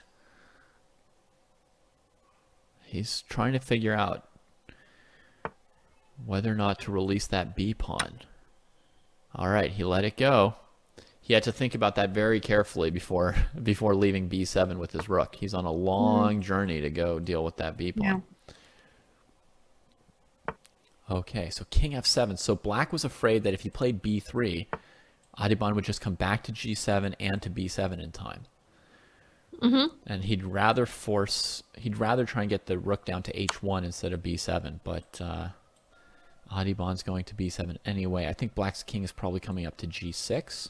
I think that's probably the point of this King F7 maneuver. Trying to get his king over to stop the G pawn. Adibon is not doing so well so far. As we have mentioned, he played last year, but this year, this is his debut in the 2018 Pro Chess League, and he scored 1 point so far out of 3. And he hasn't played Hikaru or Fabi yet, I don't think. I mean, we missed round 1, but he didn't play them in rounds 2, 3, or 4. Yeah, so it's tough competition, and he's such a strong and creative player. Yeah.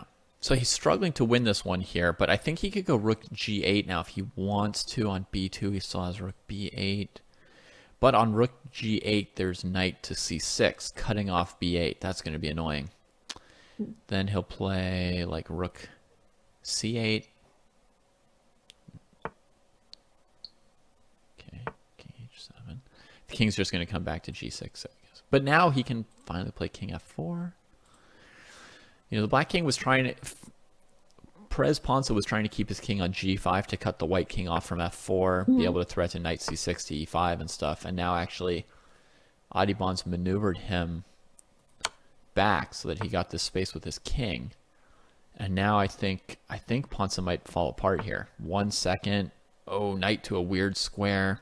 Yeah, this already looks like a winning the b pawn. position. Come back to f4. He's got the win here. This is everything he needs. Ooh.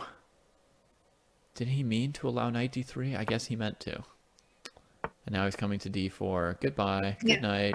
Thanks for playing. Winning for Adhiban. So he's going to be on 50%, 2 out of 4 after this win. Yeah. And the movers, who are the leaders of the Eastern Division, Yeah.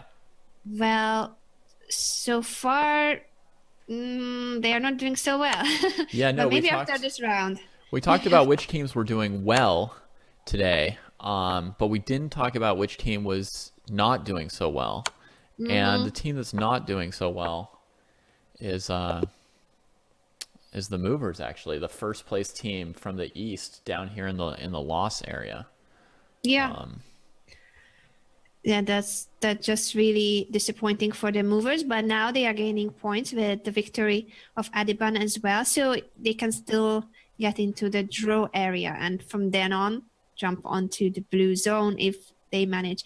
Still, half of the competition is left, so we have seen 4 rounds and 4 more to go.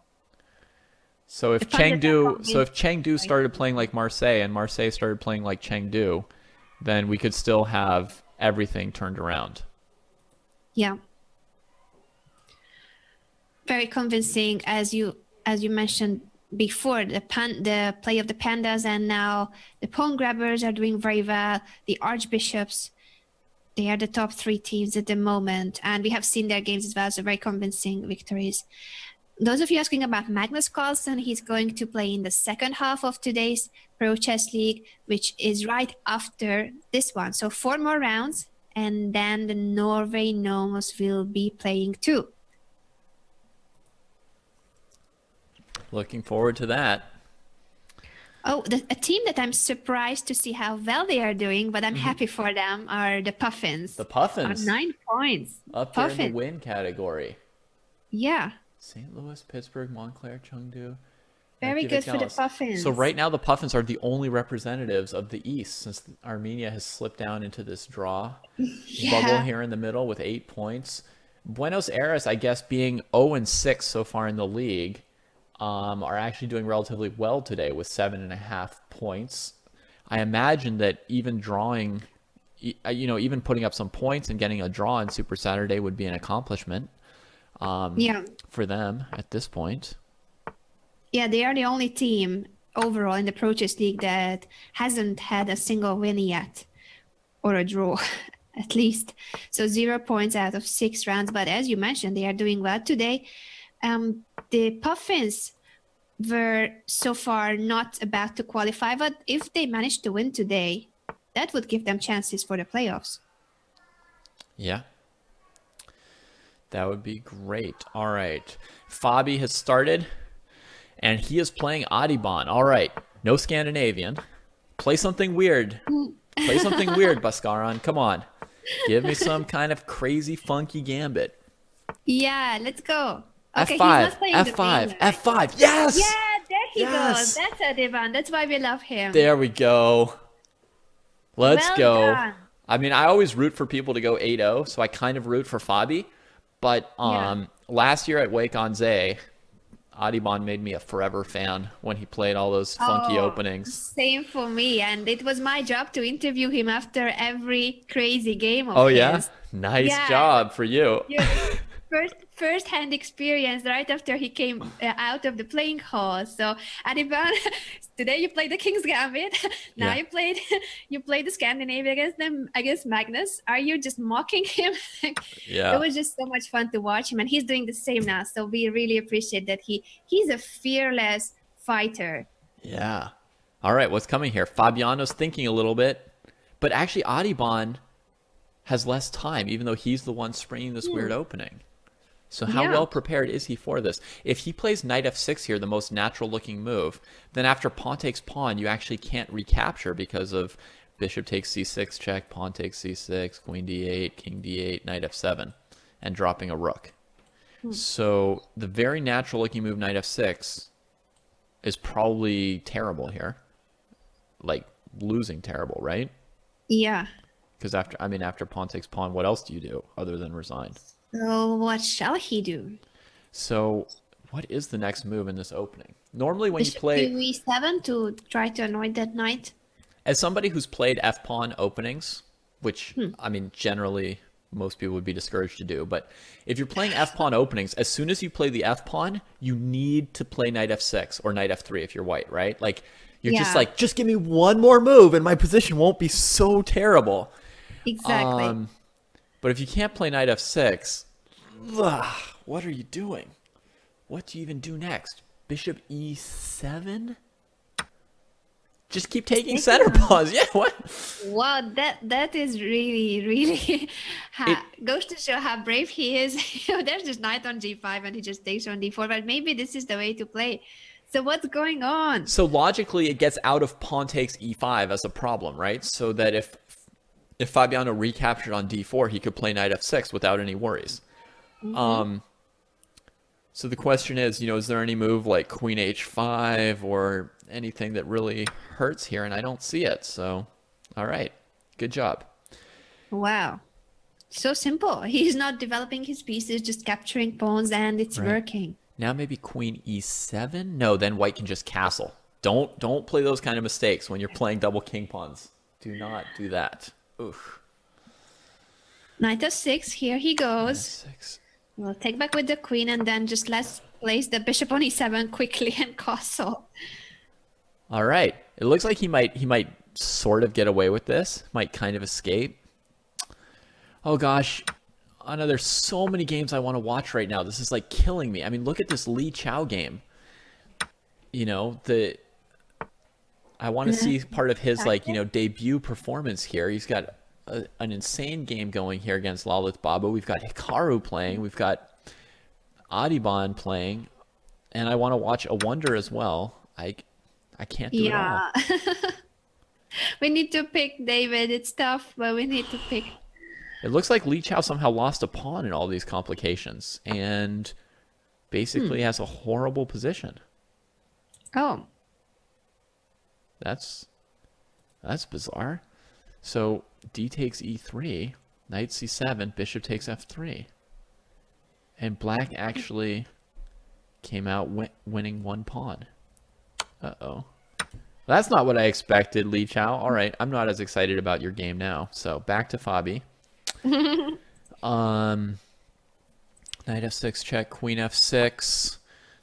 White got castled and was like, yeah, of course I can castle on white. Black got castled and breathed a huge sigh of relief. Not taking that for granted.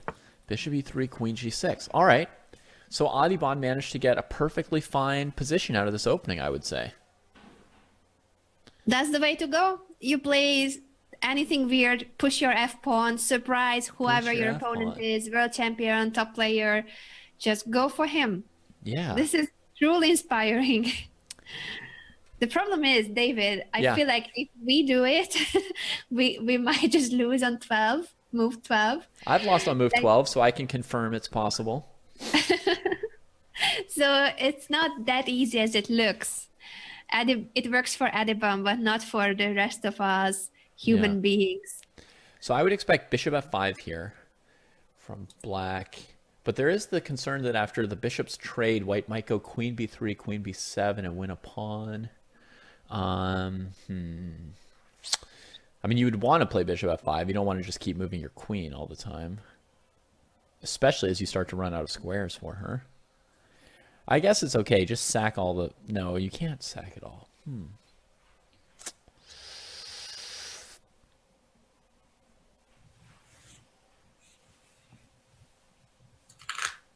So what is the name of, is there a special name for the variation that he has played? Because I'm looking at now. I think it's called the siesta. Yeah. Because somebody gets put to sleep. Is it serious that it's called a siesta variation? Yeah, I think that's what it's called. All right, he went for it. So here's what I was calculating. Bishop takes, rook takes, queen b3, d5, queen b7. Oh, he did something different. All right, we'll find out what he was saying. I was leaving the queen on g6 to defend the knight.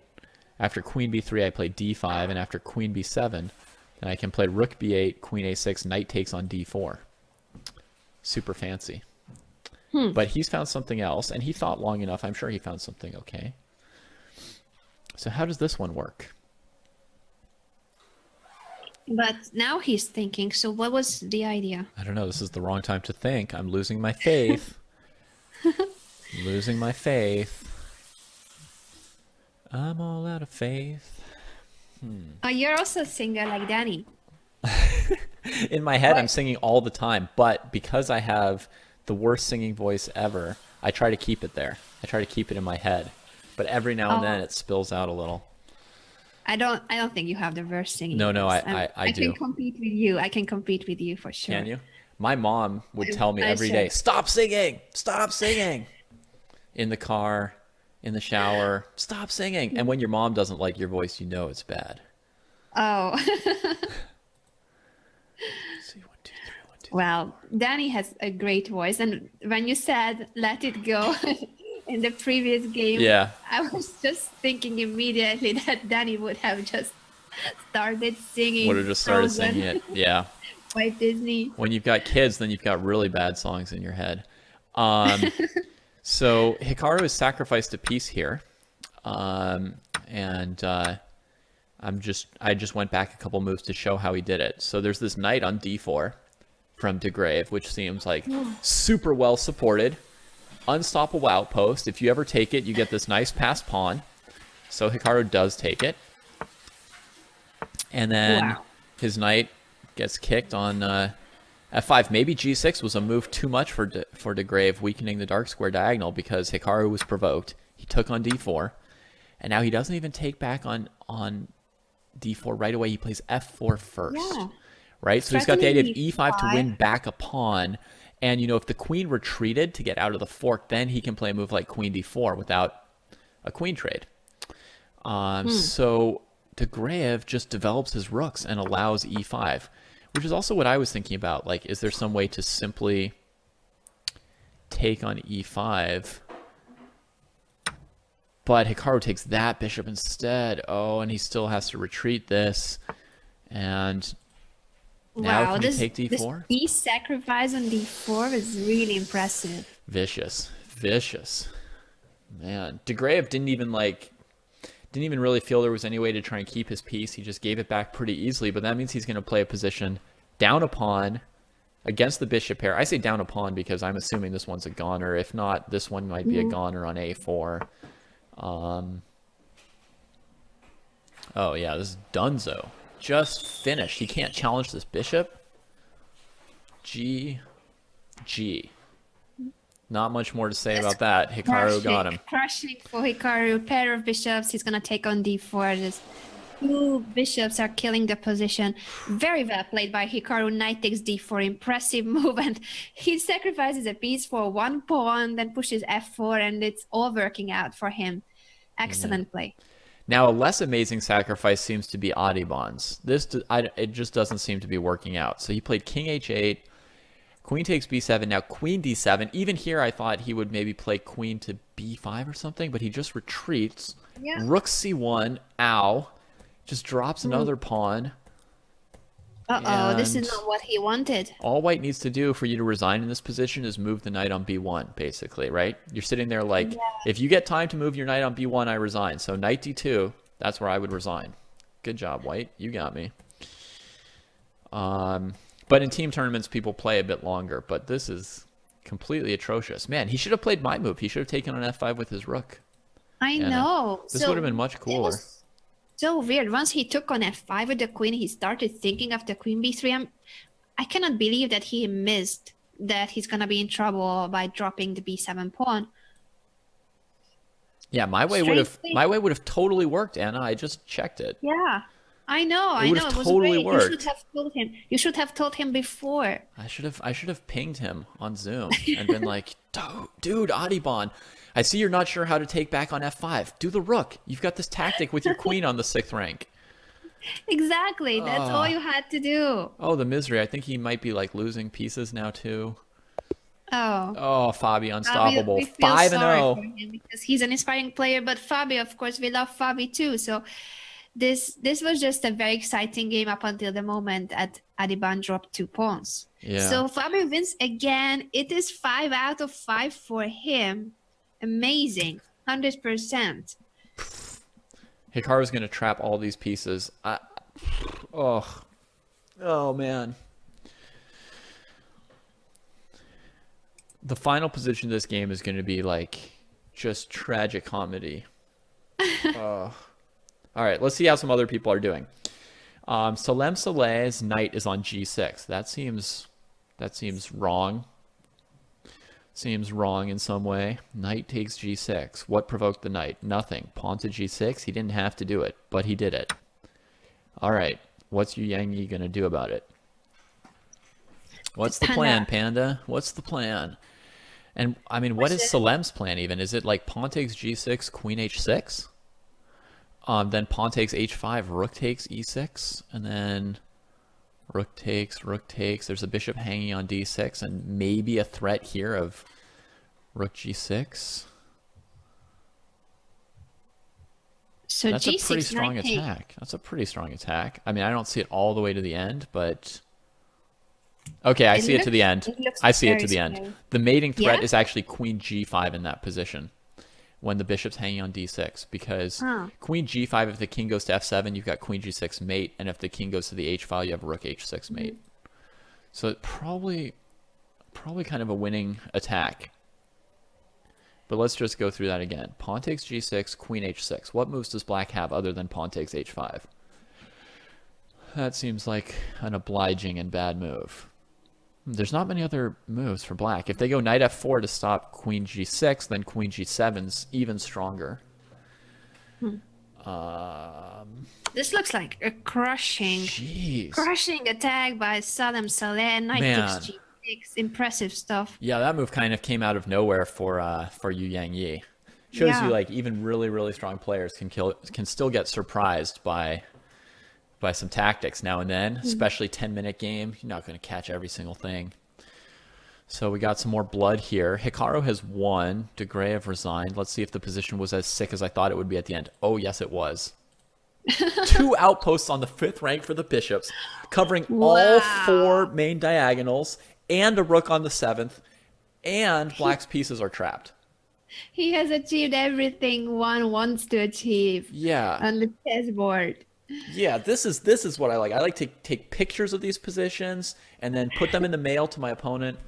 And then, you know, a few days from now, they get the mail and they open it up and they see my bishops on the 5th rank. Oh, you're evil, David. Okay. So, Yu Yang did not take the knight. Presumably our calculations were 5% accurate or something. So he couldn't take the knight. Queen comes to h6 anyway. Yeah, she's like, yep, definitely wanted to be here. Rook f7. All right.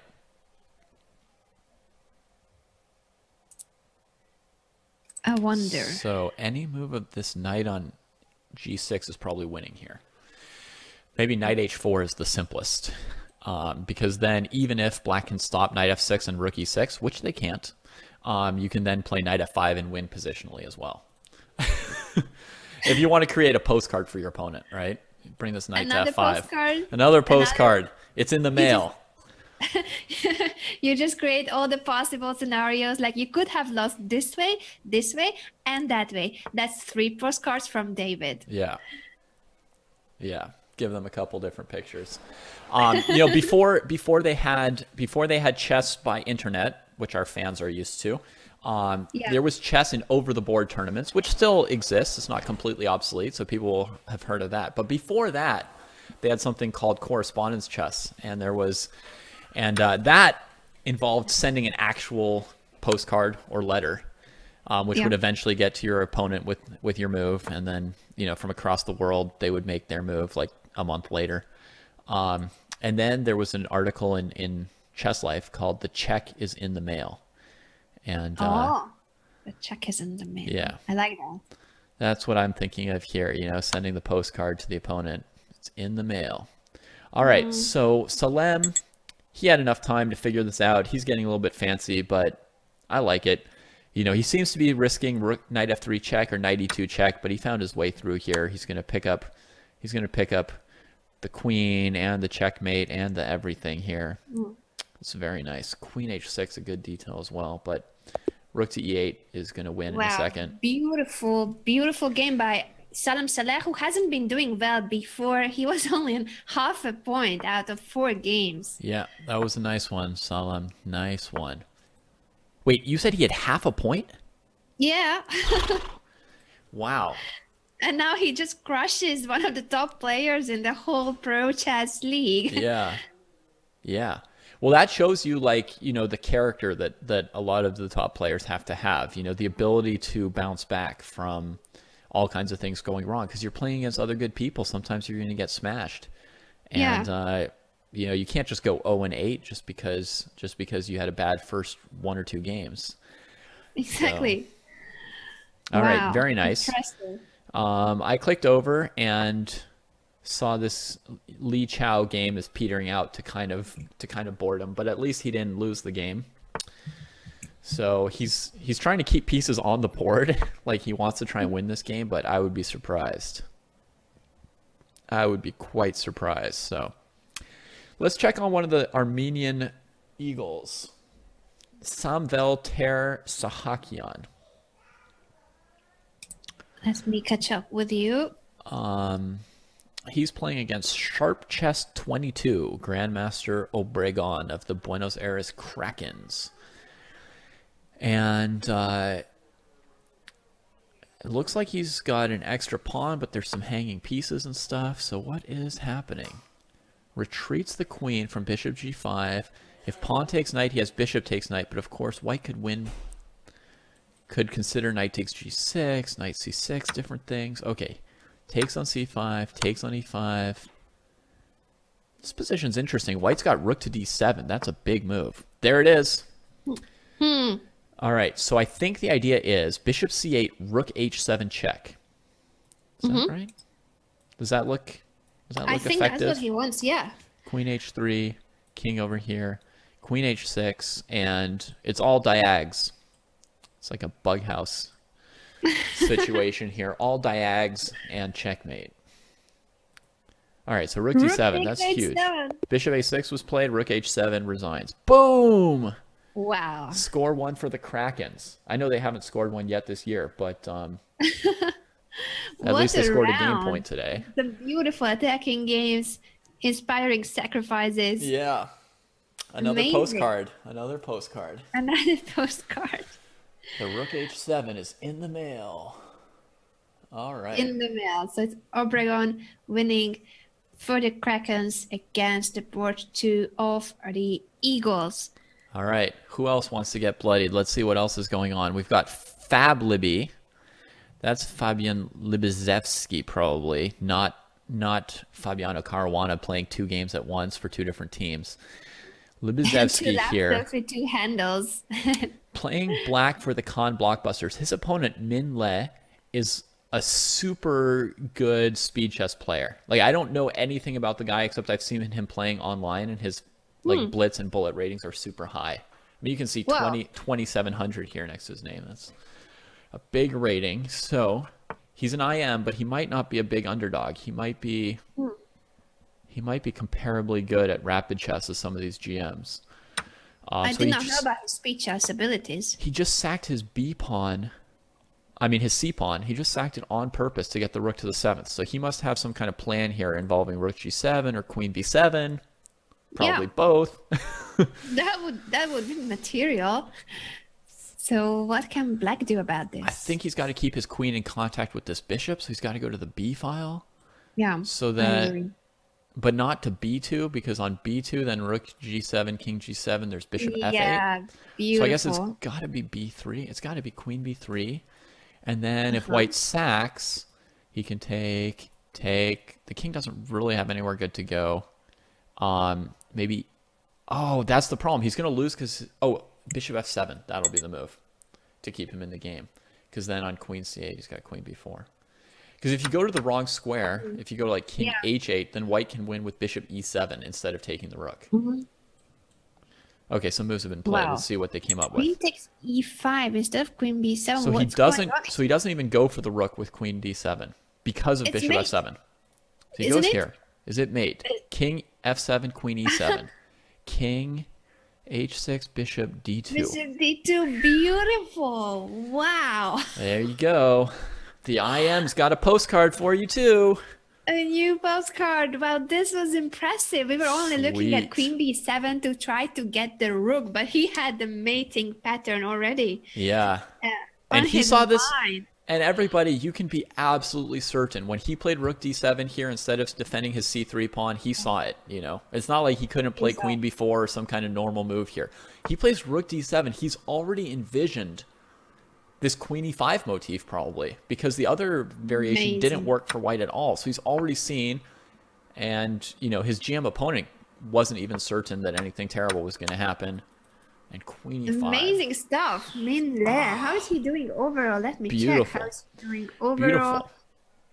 I think now he's gonna be on 4 out of 5. 4 out of 5. I told you the IM could play.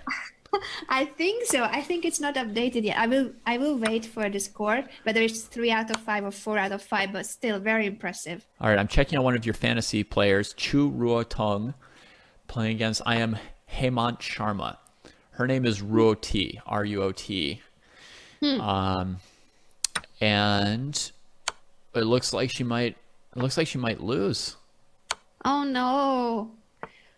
But I see that my other female colleague, Juven Yeah. June, has 4.5 out of 5. Ooh, her That board was 3 a companion. very good pick. Good pick, Anna. Though Oh, Jerebook man. is on 5 out of 5. Wow. I know I had like looked at the board 3s and said, you should have taken Jerebook, but 4.5 out of 5. That's pretty good, Anna. Speaking of which, Jerebook is at 5-0. Oh my Yeah, goodness. yeah, that's what I just.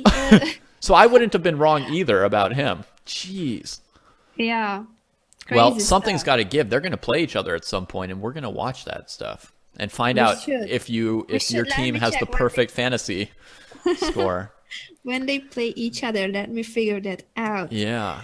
So Just at this point, curiosity. there's Caruana, there's Jerebook. Is there any other 5 points? Advait Patel, still on 5 points. By the way, Hemant Sharma, who we just saw win against Chu Ruotong, unfortunately for you, he has 4.5 out of 5 for the Delhi Dynamite. Yeah. And their board 1 being the free agent Salem Saleh. So Hemant Sharma, he has half the points pretty much of his team. I mean, 4.5 points Wow. out of 9.5 coming from the board 4. And he's really keeping their team in the Incredible. running at all, right? I mean, their team is here in the Yeah. draw zone in the middle. And that's basically half of it is their board 4. So if Salem can get it together and play some more games like what he just did to Yu Yang Yi, maybe they can nudge their way up into the win column. Yeah.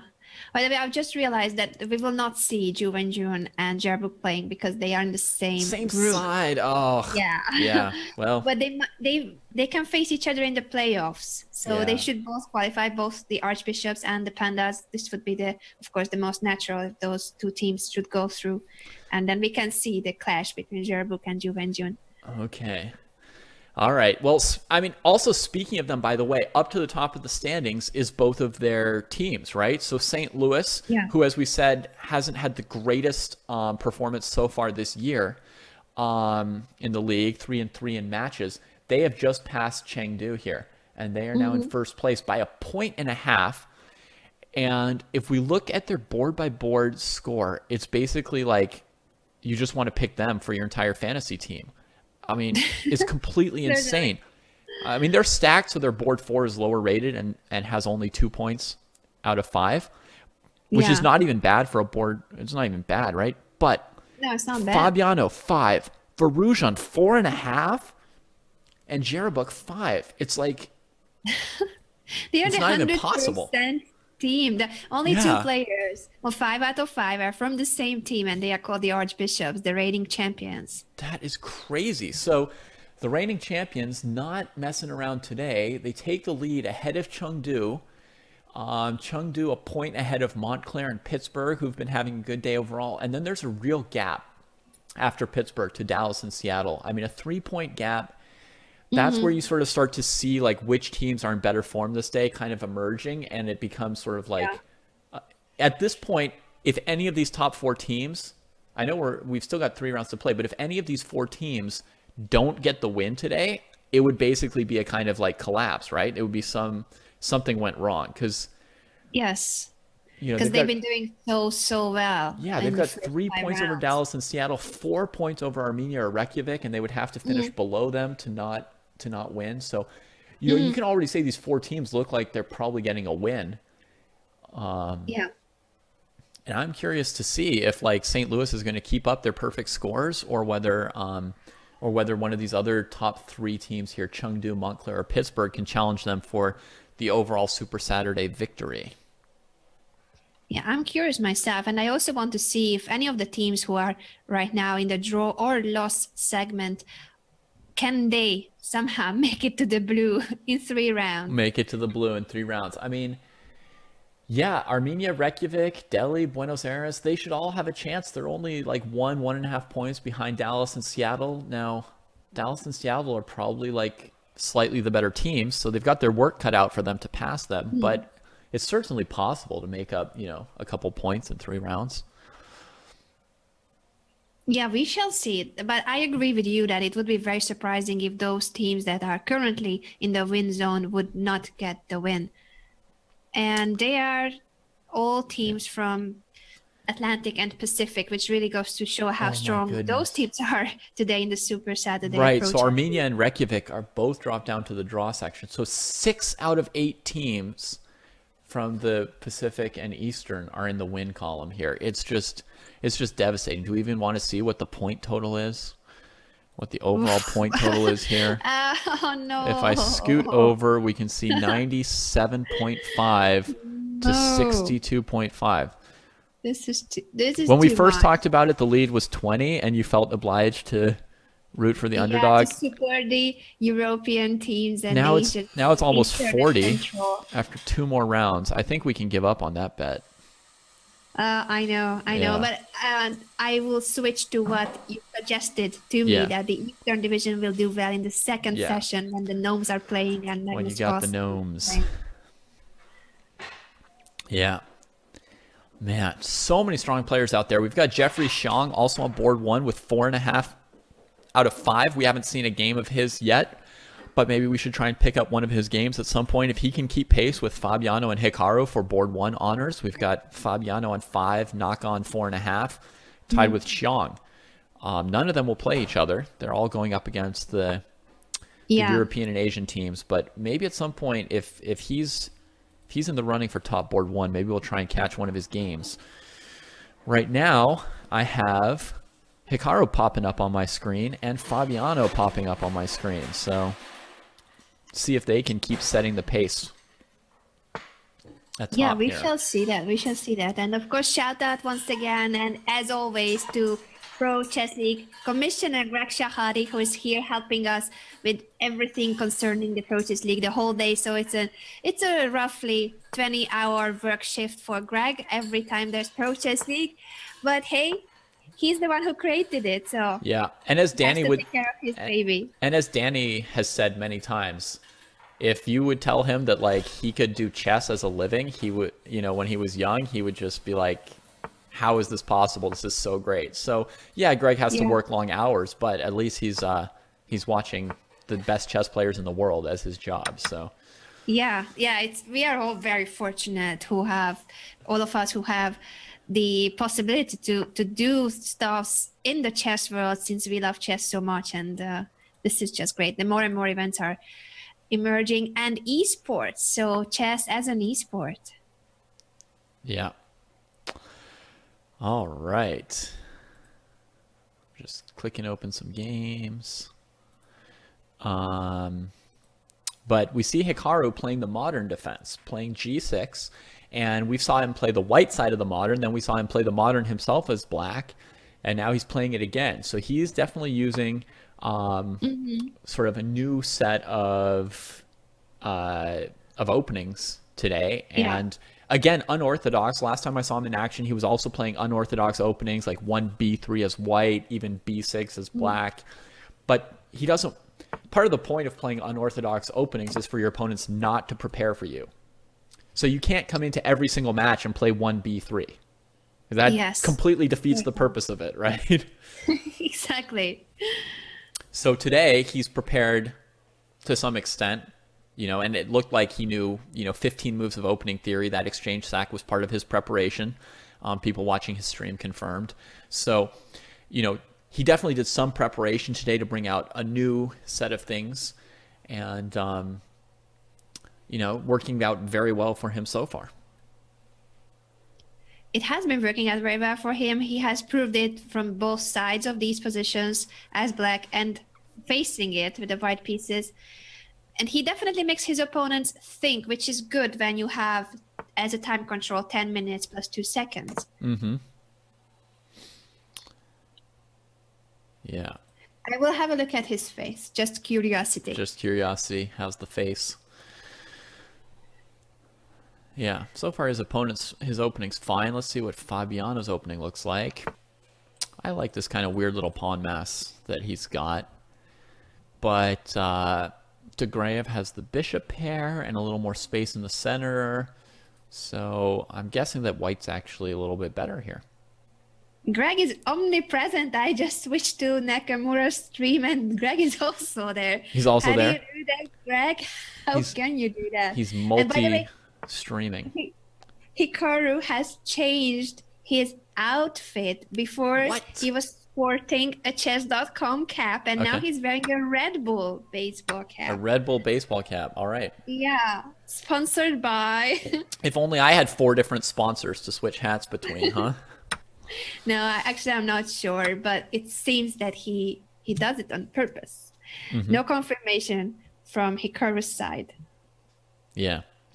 Well, Fabiano seems to have equalized out this opening that started out slightly in DeGrave's favor. He, traded off the bishop pair and the e-pawn, and now things look pretty solidly equal. So that's a good start. They always used to say you got to equalize before you play for a win. So having an equal position as black is not a bad start. Yeah, certainly. Though I'm pretty sure that he's looking for something that would create chances for him. He's never satisfied with just equalizing. I bet. On the other hand, we've got Hikaru, who still needs to equalize. He has not equalized yet. I mean, a knight trade goes a long way when you're a little cramped. His position's not bad, but if you had to pick white or black at this point, you would pick the Ninja Turtles position. And the turtles in general. I love their handles. You're always going to pick the turtles. Michelangelo here. Luka Lenic is Michelangelo. Or Michelangelo. I don't know. Just depends what language we're speaking. Yeah. Just not in Spanish. That's the only thing I don't like. They have their Spanish version of Michelangelo, which is Miguel Angel. Has nothing to do with his real name. Miguel Angel? You cannot translate a surname. Well, it's not a surname, but it's basically his whole name. This is how he has become famous. You cannot change that name. Right. I'm upset in Spanish language. So Hikaru breaks with e6. It's interesting. He wants to take back with his bishop, but he had to worry for a second about bishop takes b7. He thought for a second, and then he decided to allow it. But I'm curious how it works, right? Because bishop takes b7, if you play rook b8, Then bishop to d5 defends the c-pawn, and white is okay. So maybe Hikaru's planning another exchange stack here. Maybe he's planning bishop b7, bishop c4. It feels like that would be a little bit risky, a little bit kind of like thinking you're better than your opponent so you could get away with it, rather than thinking it's good.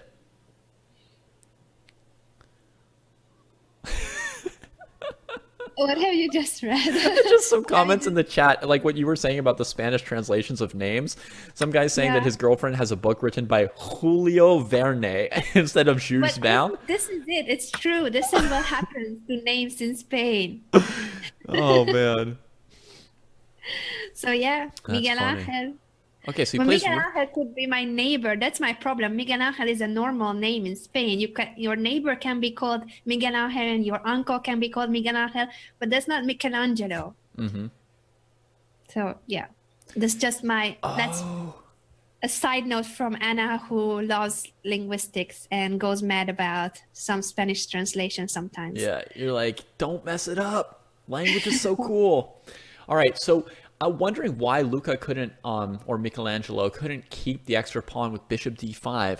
And I'm noticing a variation, knight takes d5, and if c takes d5, bishop takes c3, hitting the rook on e1, queen c3, bishop d5. And Hikaru would come out with an okay position. So alternatively, it could be knight takes d5 right away, but then there's this pressure on b2. Which white's never going to get the bishop out of c1 without losing the pawn on b2 back. So I think Hikaru's pawn sack was probably sound. And Luca didn't try and hold on to it. He just retreats his bishop. Bishop takes c4 is played. And then he brings out his c1 bishop and just surrenders the bishop pair. He was in a hurry to part with that bishop. It's like hot potato. Let me just get rid of this piece. But there's going to be... Who would you pick in this position, white or black? Now I'd probably take black. I mean, white does have the d5 square, but there's pressure on this long diagonal forever. And if random stuff happens, you know, and like a pawn or two gets traded, like black loses the d pawn, white loses the b pawn or something like that, and, you know, the squares matter a little bit less and the position just opens up, then the bishops are always going to be pretty strong, I feel. Yeah, I agree with you, and we should think the fine gold way. Hikaru has 8 minutes and his opponent 4.5. Yeah, but queen a5 played as I expected. The point here, pawn takes bishop, bishop takes c3 is going to win material. So this move puts on more pressure on Michelangelo here to probably play some rook c1 kind of move. And then he has the option to trade on c3 and take e2 if rook e to c1 gets played. So maybe it's going to be rook a to c1. Yeah. But Ben, by the way, says, I think that time thing doesn't apply to Hikaru because Hikaru plays super, super fast a lot of the time, even if he doesn't have a great position. Of course, he's Hikaru, so he plays fast and he also usually does well. So, but he's the exception to the rule. Yeah, like we have seen him. Draw offer by Hikaru. I have never seen him offer a draw, though. That's what I've never seen. I'm announcing it. Has offered a draw. I was going to say that I have seen Hikaru. Wow, yeah. And it's a draw. Let's see his face. Michelangelo's like, thank you, I got a draw. Hikaru offers a draw, and then he says the same. He is also watching Hikaru stream that he has never seen Hikaru offer a draw either. So now he's showing some variations why he offered a draw. Man, I mean, Fabiano has the more boring position, but you're not going to see him offer a draw here. He's going to grind this thing. I know he feels like 8-0 right now. He's having one of those days where you just feel like you're an 8-0 kind of person. So everyone is everywhere. We are doing multi streaming today. You can also watch both streams at the same time. So there's, I think, a link. I don't know if right now, but there has been a link by Mubot where you can watch the multi-stream, both our stream on the Pro Chess League, the official stream, and Hikaru. Mm-hmm.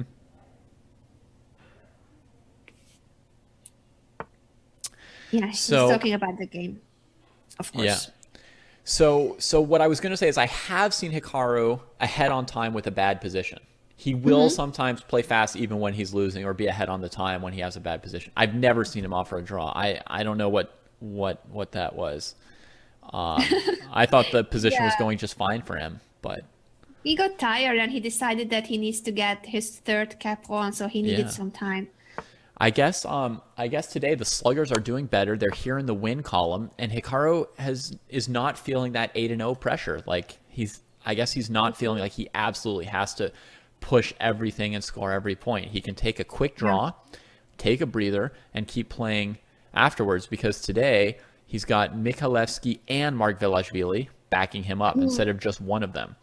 And so Yeah, overall, true. his team is scoring some points. Mikhailevsky with 3 out of 5, Mark Velashvili 2.5 out of 5. Honestly, I would expect Mark Velashvili to get a plus score today. So step I it think up. the same. He's a strong Step it player. up, Mark Velashvili. Can we bring up? Hikaru just said that he's confident in you. Oh, I was just going to ask you if we can bring up the standings. I know it's always a request that it takes some time just to show once again how the team of Hikaru is doing and how far they are from qualifying. Oh, to that the standings. playoff. Okay, yeah, hang on. Yeah, yeah. I'll grab Sorry, that. I meant that one. Yeah, If it's sorry. okay. Yeah, I can do that. Just ask and ye shall Danny, receive. Danny, if you are still with us, I see that you are watching us as well. So of course I knew that, but you have affected everyone with your singing so badly that whenever we hear a phrase like "let it go," we immediately think of you singing Frozen. So Yeah. that is called the Danny Ranch virus, and we all have it. We all have it. The virus. Yeah, so here you go. Here are the shocking The Pacific virus. Division standings, which show the Seattle Sluggers currently not only not making the playoffs with Hikaru, but not even staying in the league, getting relegated. They're in I 7th know. place out of 8 here. And, well, our division's strong. I mean, the Kangaroos are kind of surprisingly strong, but the whole division is pretty strong out here. So Hikaru needs some more backup from his team, basically. And it looks like today he's finally getting some of that. So, I mean, one match win would go a long way towards them not getting relegated. I mean, they basically got to beat the Rio Grande Ospreys in the standings if they want to not get relegated, because I don't think they're going to catch up with the Hackers. The Hackers are 2 games ahead of them, 2 matches ahead of them, right? With only a couple rounds to go. They've got like the highest tiebreak points in the league, pretty much, right? And they're a really strong team. So I would say they got to pass the Ospreys at this point, and that's all they got to do. So They to need stay to in the win league. all 3 matches that remain. Well, today in the Super Saturday, they need to get the win and 2 more wins. And then they still need to see how the other teams are doing. Yeah. All right. Does Fabi have any winning chances here, or is DeGrave going to spoil the perfect day? The perfect day of Fabi, let's see. He's been doing so far his Sinkfield style. Yeah. Let's see. Well, I mean, he's got this pawn nailed down on a light square. He could go try and get his king to f4, threaten g3, but he won't ever have like a Zugzwang, so how would he ever make any progress? All right, now I wonder... Oh, this is feeling pretty drawish to me. It is. It is drawish. I'm But I kind of think losing the he'll 8-0 still try. dream. He will still try. Let's see. He gets a tempo on the bishop. Can he get over to c3 with his king? What? What? Yeah? What? He did it! He did it! Excuse me? Jean-Marc was just figuring who's going to get to the queenside first. 8-0, the forgot dream! about his The bishop. dream is still there. This is like... Fabiano Caruana, 100% after his opponent drops a piece in one move. Oof. I'm not supposed to be happy when people hang pieces. I'm not like a fan of but blunders. this is the show. This is entertainment. We are very sorry, of Yeah. course. And someone drops a piece, it's painful to the player. But at the same time, guys, this is what you came for. With the popcorn's ready, I guess. I guess so. That one was kind of nasty. Let's check out Jeffrey Xiong, who could at least catch up with Hikaru this round on the board 1 scores. And he has a pretty interesting position to me. He's black here against Sharafiev, a very dangerous speed chess player and an IM from the Volga Stormbringers. And neither king has castled. They're well into the game. They're 20 moves in. Nobody's castling. And that's a recipe for fun. So let's see what comes next. I mean, queen b4, this pawn grab. I guess he had to move his queen, but bishop c3 is still going to keep the tempo on white's side. And Jeffrey's position is kind of precarious. You know, all white has to play is like knight e6 or queen a4 at some point, and it's going to collapse. Or rook takes b7. I don't know. This queen's doing the work of the entire team by herself. It does look like that. But Sharafiev is thinking. So what's he thinking about? I mean, what would be better than bishop c3? You know, if he plays like king e2, then Xiang has bishop a6 as a resource, saving his bishop, and he can just castle, and you know, he's in the game. I think white just needs the tempo. Yeah. How is that a 2-minute? How is that move a 2-minute think? I do not get that. All right, here's the check. King here. To figure out what's going to happen afterwards. He wanted to calculate it. Now but it's going to be queen c4. Now it's queen c4. What is he thinking about? This is brutality. Queen c4. All right. So Jeffrey's in bad shape here. Yeah, this looks like a mission impossible to survive with that king. If he went like king g7 or f8, then knight e6, you know, and we start to see the makings of a postcard. So he comes back out to e8. Here comes David with the postcard. Yeah. No, seriously. I mean, Sharafiev, his goal here should not be to win the game. It should be to make a postcard. Of course, the first step could just be castling. I mean, that bishop b4 is risky. I mean, all you need to do is castle, and then you know you're going to get a postcard sooner or later. Bishop b4. Slightly risky. I mean, is it? Yeah, I mean, not ready for the postcard. Yeah, things can only be so risky when your opponent has only his queen playing. But basically, castling improves you, avoids tactical problems, right? And bishop to b4, he just undefended his knight. He's left his bishop only defended by the queen, rook only defended by the queen, knight only defended by the queen, king in the center. Like, he's making it possible for something to go wrong. Right? Whereas when you castle and all your pieces are defended, then black's just like, do I resign now or later? Yeah, that's true. Bishop f8. How sad this position is if poor Jeffrey has to go bishop f8. He definitely had to go bishop f8. That was the only guy who could cover e7. Yeah, I know. I know it's an only move, but still, how sad the position is if you have to play that move. Yeah. Black can't play e5, unfortunately, because of queen f7 to d7. So black doesn't even have like a threat here for how to improve their position. But basically, Sharafiev is down to 20 seconds. I mean, Jeffrey's chance is that you're going to hang a piece or a queen or something major with 20 seconds. So just castle so that you don't hang your stuff. Right? Yeah, we learned something that... Like bishop a6 at some point is going to get played, right? And then your queen is defending your bishop, your rook, your knight, and your kings can't castle anymore. So it's like, yeah, you just have to castle. I don't know how many ways to tell Sharafiev this, but...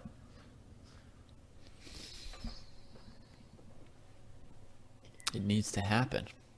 22 seconds left for Sharafiev. Yeah. Which is the only factor that actually supports Jeffrey's survival chances. Yeah. I mean, you would assume the move here would be bishop a6, but he's giving it a think. Probably looking ahead a couple moves so he can play his next moves really fast. I think that's a really good idea. When your opponent's got 20 seconds and you know you want to play bishop a6 maybe, well, I guess I was wrong about that. But for argument's sake, you want to play a5 or bishop a6. Look one or two moves ahead before you play your move. Beautiful. You can't take it because of rook e7. And, well, if he has to play king d8. Rook e7, king d8. If he'd played bishop a6, he could have allowed this thing.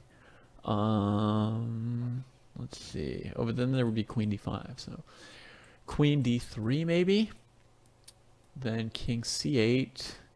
I thought it was over. You still see some defense? Bishop a6, king there, and then bishop c5. That would be it. Oh, okay. Let's see what's happening. Knight g7. Wait, he played king d8. He's just repeating. You cannot repeat 3 times in this position. If black takes on g7, he does lose. 14 seconds. We have confirmed that. 14 seconds. He can't win. Draw by repetition. You should never give up half a point with this kind of position as white. Ever, ever, ever, ever, ever, ever. What a gift. Ever, ever, ever. I'm a fan of Jeffrey, but in this position, Sharafiev had to play on. Wow. That is miserable. I mean, there's no reason he couldn't just move his bishop away either, right? Like, in this kind of position, instead of playing knight g7. If Jeffrey's not going to take the knight on g7, then just come back, knight e6, king d8, and do something else. Do something else, man. Incredible. I mean, yeah, every single move wins. He can just castle here, and it wins, right? He can move his bishop anywhere. He could castle. No. Yeah. Especially castle, man. Just okay. Yeah. Let's find another game before I lose it. He was low on time, and he thought that he might drop material. I'm watching Salem Saleh, and it looks like Perez Ponza just smacked him with a tactic. A little simple promotion tactic here. He's got the pawn on h7. He goes queen c1, threatening the bishop on c8. If the bishop on c8 moves, he breaks through on b7, so king b8, and then he just sucks it all off. Queens. And it looks like Salem's inspiration is gone. I mean, he had that one brilliant game, but now he's in trouble again. He's a strong player, but he's not doing very well today. Bishop c6, that's a good move. Now it'll go queen c5, b4, queen b4, queen a7. Nope, it didn't.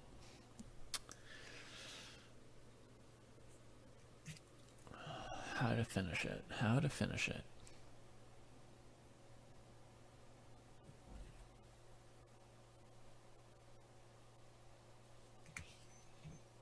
Oh, he did miss the win with queen a7 here.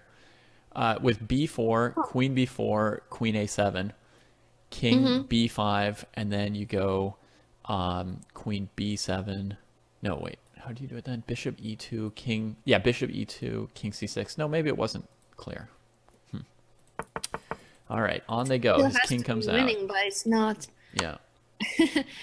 It's not immediately. Oh, no, now he is doing it. Now he's going for this just as a trade, and bishop d7 just...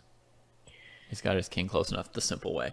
There had to be some kind of cool b4 check there. There had to be something more There awesome. must have been something tactical. I agree with you, but this, in a time trouble, actually, this is a very good This will do it. Yeah, this is like castling in the other game. It's like trade off the guy's queen and queen your g-pawn. You didn't get a postcard, but you won the game. And your team is happy, and they thank you for it. So, yeah. So this is not for sending a postcard. There's a point for Buenos Aires, the 0-6 team from the East. One of the only hopes for for the whole division today with 11 points. And I don't know if that even counts this win yet. So there they go, up to 12 into the win column for the first time we've ever seen the Krakens in the win column this year. They were a good team last year too. Yeah. I don't know what's happening. It's crazy that they are on 0 out of 6 so far. All right, let's see what else we've got. In other action, Yu Yang Yi won a game against Mathieu Cornet. But what is still going? Who's still playing now? All my top players' games are done. We got Teresa Hakian. We've got Mikalevsky, second board of Seattle, going up against the Ninja Turtles. And it looks like the Ninja Turtles are in good position here. I don't know if I've counted the pieces right yet. Yeah, I think I did. This looks very nice for the Ninja Turtles. And on the clock. Yeah, I was going to tell you that. Also the Benway, it's a good position. Leonardo, he was always my favorite Ninja Turtle. Was he? Yeah. Who was yours? I'm not sure that I remember the characters, but by name Michelangelo. By name Michelangelo. All right. Yeah. So there's only one game left here. It is bishop up for black and queening a pawn. This is Patel. This is Advait Patel. This is the man. Wow. This is the guy I was looking for. A board 4 with a perfect score. Yes. No. He's playing against my fantasy player. Manoukian. Sorry about that, but you don't have a chance against Patel. Boom. No, why did we not pick this guy? Oh my goodness. Word. Well, do you know this guy? It's not my division. I've never heard of him. I didn't know him. I know Manoukian is a strong player. But there it is. I just saw Greg increase his score from 5 to 6. So, crazy. Disgusting. Who's next? And Manoukian, you got the best pick in the East, though. He's got 4.5. He's the top player there. Oh, no, Sharma has 5. Close race there. But, I mean, Patel just knocked out one of his toughest opponents in Manukyan.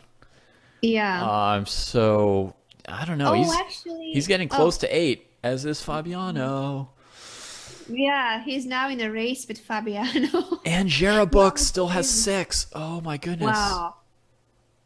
6. Yeah, this is really, really showing how strong the competition is. If you see Jerabuk on board 3, as we mentioned, and Patel 6 out of 6. Shout out to him. Wow. So only 3 players. That is just foul. I mean, a U.S. championship participant on board 3? Come on. Verusian also won this round. He's still got 5.5. So they're still boards 1 through 3. They're just like the fantasy team all by themselves. They'll probably still be ahead of Chengdu then, right? Let's see. Yeah. In the overall standings, they are still exactly 1.5 points ahead of Chengdu, just like before. So exactly the same as it was up to then. As it was after the last round, at least at the top. So they've got 2 rounds left to go. And they still have 1.5 points. That's not a secure lead, but it's a good lead. It's noticeable at this point. And the gap between 4th and 5th has increased by 1 more point. So Pittsburgh and Montclair each outscored Dallas by 1 point this round. And Seattle, I guess, was in 6th place before Buenos Aires moved up. So Seattle had a bad round. Yeah, it is. It is a bad round. I think they went into the round tied with Dallas at 11 points each. So Dallas scored 2 and 2. Pittsburgh and Montclair just had 3 and 1 rounds, which is a good win. But Seattle got half a point from Hikaru, and he gave that trusting half point. Like, I've got a good team today. I don't need to win every single game.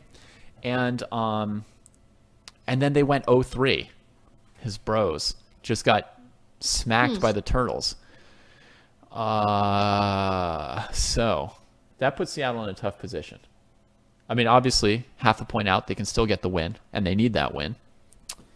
They badly need that. If they don't win today, I think they are just, I mean, they can say goodbye to the playoffs, and then they only play for just not getting relegated. Oh, I think they've already said goodbye to the playoffs. They're already playing for relegation here.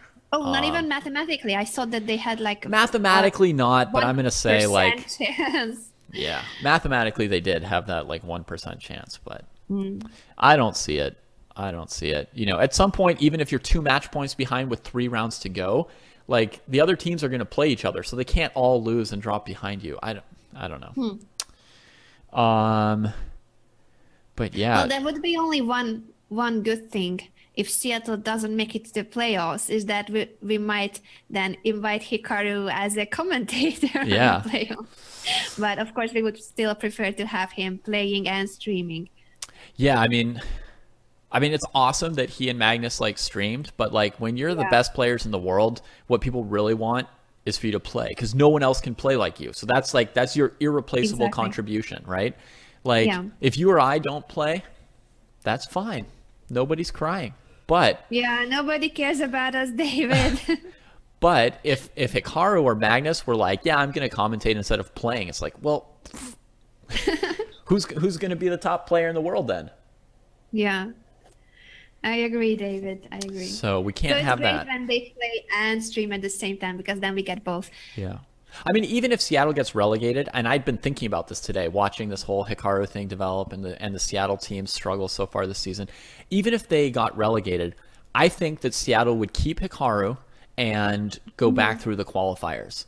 But if they didn't, obviously there's another like 20 teams that would like to pick him up as a free agent. Yeah, certainly. All right, all eyes on Fabi. All eyes on me. I got 6-0 and I'm feeling like 8-0. That's what he's saying right now.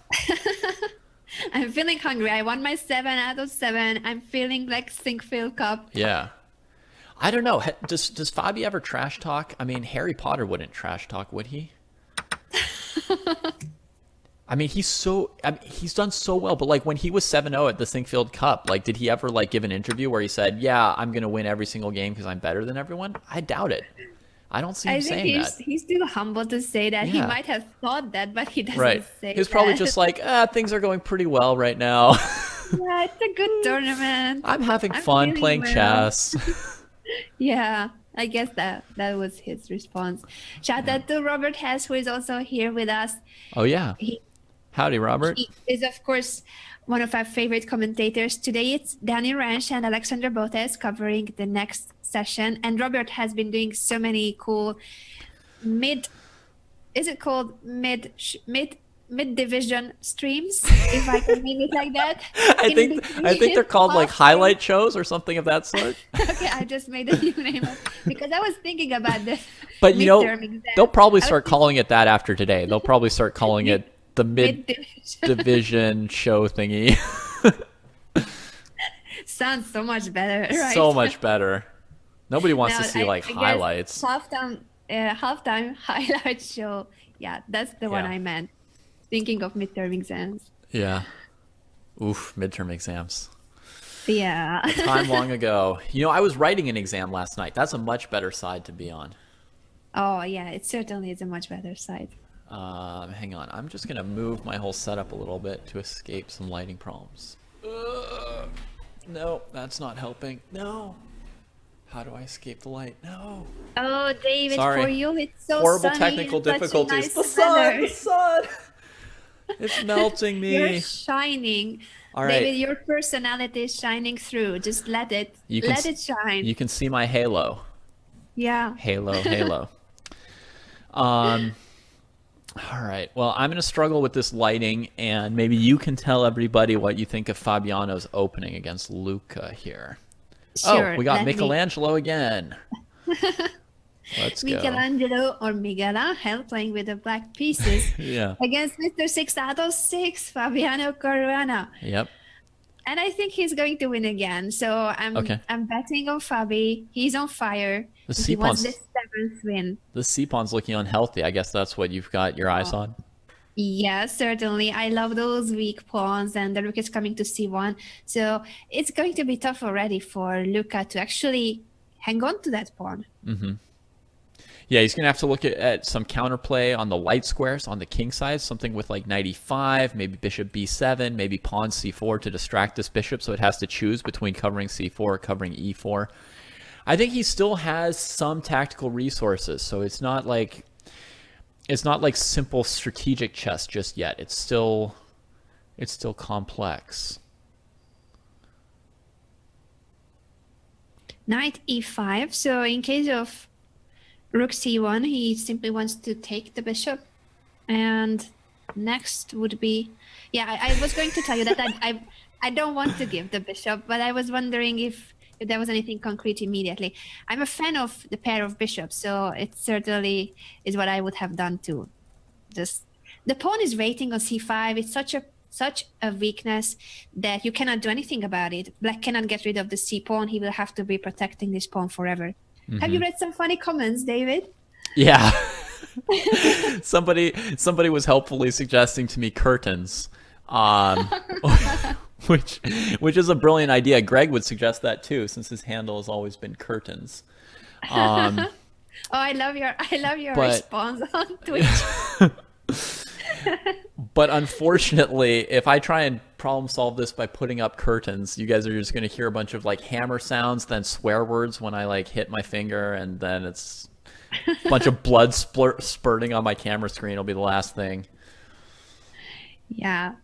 We just accept the fact that your aura is seen and the halo. And my lighting is bad. Yeah, I'm gonna fix this. I'm gonna move everything at some point here pretty soon. It's good to have nice weather though, so you should be happy for having a nice weather. Except I'm gonna spend all day inside looking at chess. But yes, good weather is useful for other people who don't play chess. All right, so the bishop retreated from the knight, leaving e4 loose. Bishop b7's played by Michelangelo. He's taking his chances here, you know. If he can get this e pawn for the c pawn, that would be great for him. Fabiano's going to have to think about whether or not he can play f3. Now, f3 always has its downsides, but it does seem like the main solution to the black minor pieces looking at our king.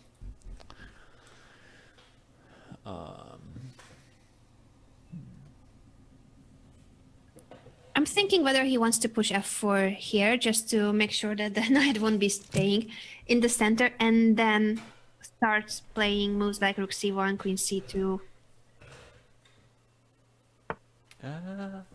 Rook c1 immediately. Rook c1 immediately. So he's looking at the possible trade of the e pawn for the c pawn. But the good part about it is going to be that he'll activate his rooks first. And this must be very concrete. Isn't black dropping something after bishop takes, knight takes c5? I feel like with the queen being on the c5, it's more than just trading. There will be some tactics here, right? Like he's threatening knight e4, he's threatening knight e6. Yeah. If bishop c5, then rook c5 is attacking a couple pieces. If queen to b8, then queen d4 is also attacking a couple pieces. I mean, maybe we have to cover f3 before we do that. But yeah, there's definitely some possibility of a tactical disaster here. Maybe bishop f4 if queen b8. That might you know, at least hurt black a little bit. There must be something concrete, because you normally don't want to give up your healthy e4 pawn for a weaker c5 pawn. Yeah, but it may be that the best that he can do is just that trade of the c pawn for the e pawn. But you're right, it's going to be even better than just trading it. He's going to have some kind of tactical stuff there. How's Hikaru doing this round? He's got a weird rook on g1. I'm trying to tune into his stream. The rook on g1, like, kind of weird. Little Fisher-Random element thrown in for fun.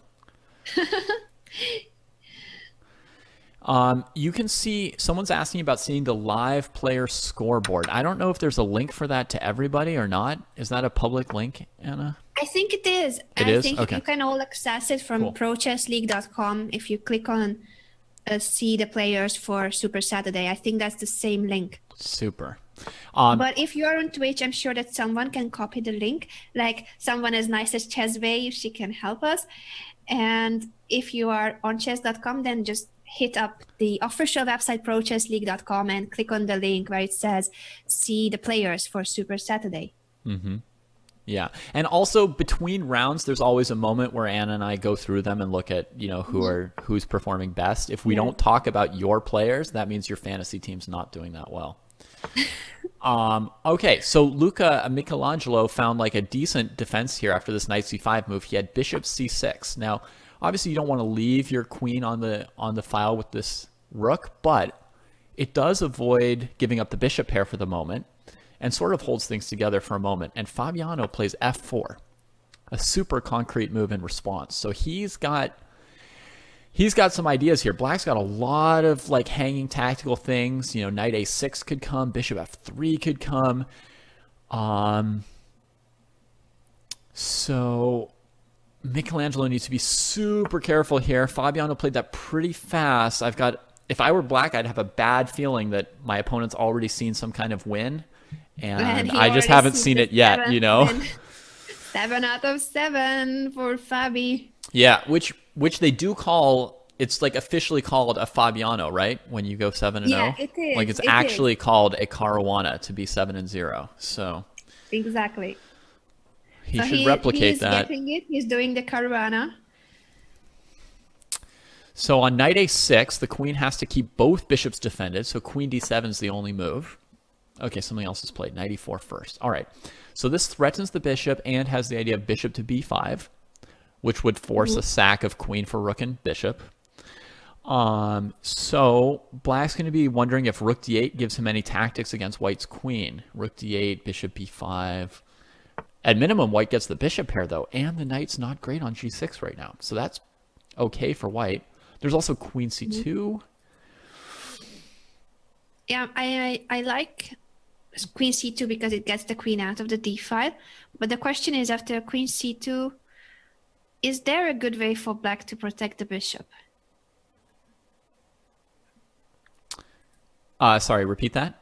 Or he has to take on e4. So after queen c2, I guess black has to take on e4 because I don't see a way for rook c8, bishop a6, and then you can also still play bishop takes e4 maybe. But then all your stuff is hanging. You're right. Okay, something happened already, though. Let's see. Knight g6, knight e4, rook f d8. He just played queen c2, like you said. Okay. I like your move, Anna, because Fabiano liked it. Oh. I guess No, because I'm starting to see how good it is. First move, I guess, today. Bishop takes, so I guess. Yep. Well, queen takes You're right about the whole thing. But I like here now both queen e4 and queen c7, so I will let I prefer Fabi. queen e4. If there's no tactics, it's Black's light squared bishop is stronger than their dark squared bishop right now. Yeah, so if there are I no agree. tactics involved, all else being equal, you'd play queen e4 here. If there are tactics, you know, then maybe something else could be better. Queen c7 gets your rook into the 7th for the moment. I can see how that could be appealing as well, but Yeah, now it's appealing to me. I think I would pick queen c7. queen c7? Okay, man. Okay, so it's tricky to pick, and Fabi I agrees like with you both again. sides. He's thinking about it instead of just picking one. Yeah. He's giving it some thought. And both So that makes sense. moves look very, very tempting for white. He's certainly going for his 7th win. Is this position? Oh, he's going for your move. Queen takes e4. Yeah. Good job, Dave. I mean, you know, it was a toss-up. Who knows at that point? This version here, he's got some kingside attacking chances with his light squared bishop. You know, some f5 ideas at some point. Bishop c4, d3. If he plays bishop c4 here, you know he's going for f5, and Michelangelo will go knight e7.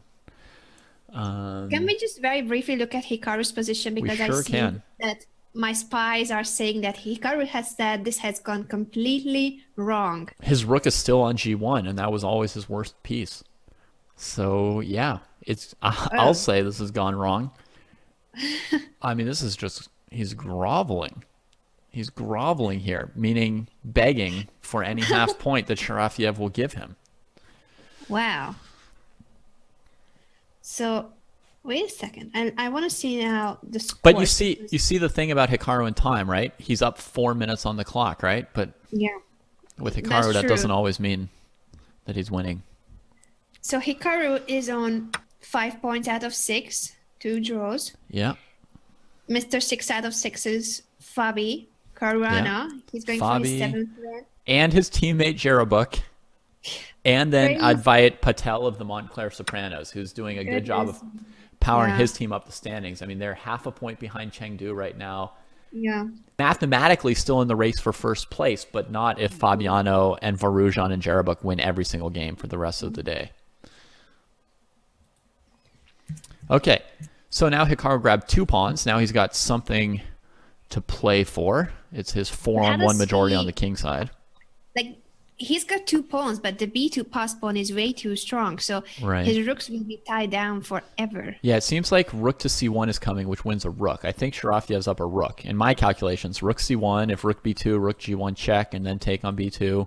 And if white does nothing, then rook to f1. Oh, white will play king h2. Rook c1, king h2. Whoa. And then what do you even do as black? If rook And then it F1, doesn't you want work. to take and you take my pawn, so I'm not there. Right, I'm so not now you can capturing take and take the check. pawn. You know, the other thing I was looking at is also refuted. I'm not going to give a million variations, but everything I looked at doesn't win for black in that position. You know, trading rooks on g1, and I guess we've got time since Sharafiev's thinking about it. Trading rooks and then moving the rook away to go to c1. White plays king h2, and again, white seems to win. Yeah. If black can't promote, that's really bad news for him. Doesn't have much else going on other than promoting the b pawn. Well, I guess checkmating on g2 if Hikaru moved his rook away or something. I want to see his face. I want to see. See Hikaru's face, see how he's doing. Yeah. He's very focused. And sometimes he looks into the camera. I feel like he's looking at us. He's looking at us. Straight into your eyes. Straight into your eyes. Ugh, where do I go? He's a very streamer. And he's building up a nice audience, stealing the show from us. Okay, it's not too bad. And of course he deserves it. If Magnus will stream too, then I think we can just give the official commentary to Hikaru and Magnus and just sit back and get the popcorns ourselves. Yeah, we'll just hand it over. Yeah. No more Chess.com commentary, just a screen like Greg and Danny have set up with 4 different streams, watching all of them at the same time. What does I Hikaru would think of his love position? that. What does Carlsen think of his position? All at once. Yeah. Oh, that would be awesome. That's a great idea, David. Yeah, you'll have to get good at listening to multiple different conversations at once. But that would be a button, and you can just tune in from time to time. You click here, I listen here. I listen to Magnus now on move 13, and then I go to Hikaru's 17th move. Yeah. I would love that. I think we will get there maybe in a few years when that's going to be the way we watch chess. Well, I'm going to go look at what Fabiano's doing. It looks like there was a piece sack in this position. Let's see. I mean, Hikaru's doing a great job of turning that endgame around. You know, my final comment would be it looks like he's kind of winning what was probably a worse, if not losing, position. But here's where we left off with Fabiano before, and he did play f5 immediately.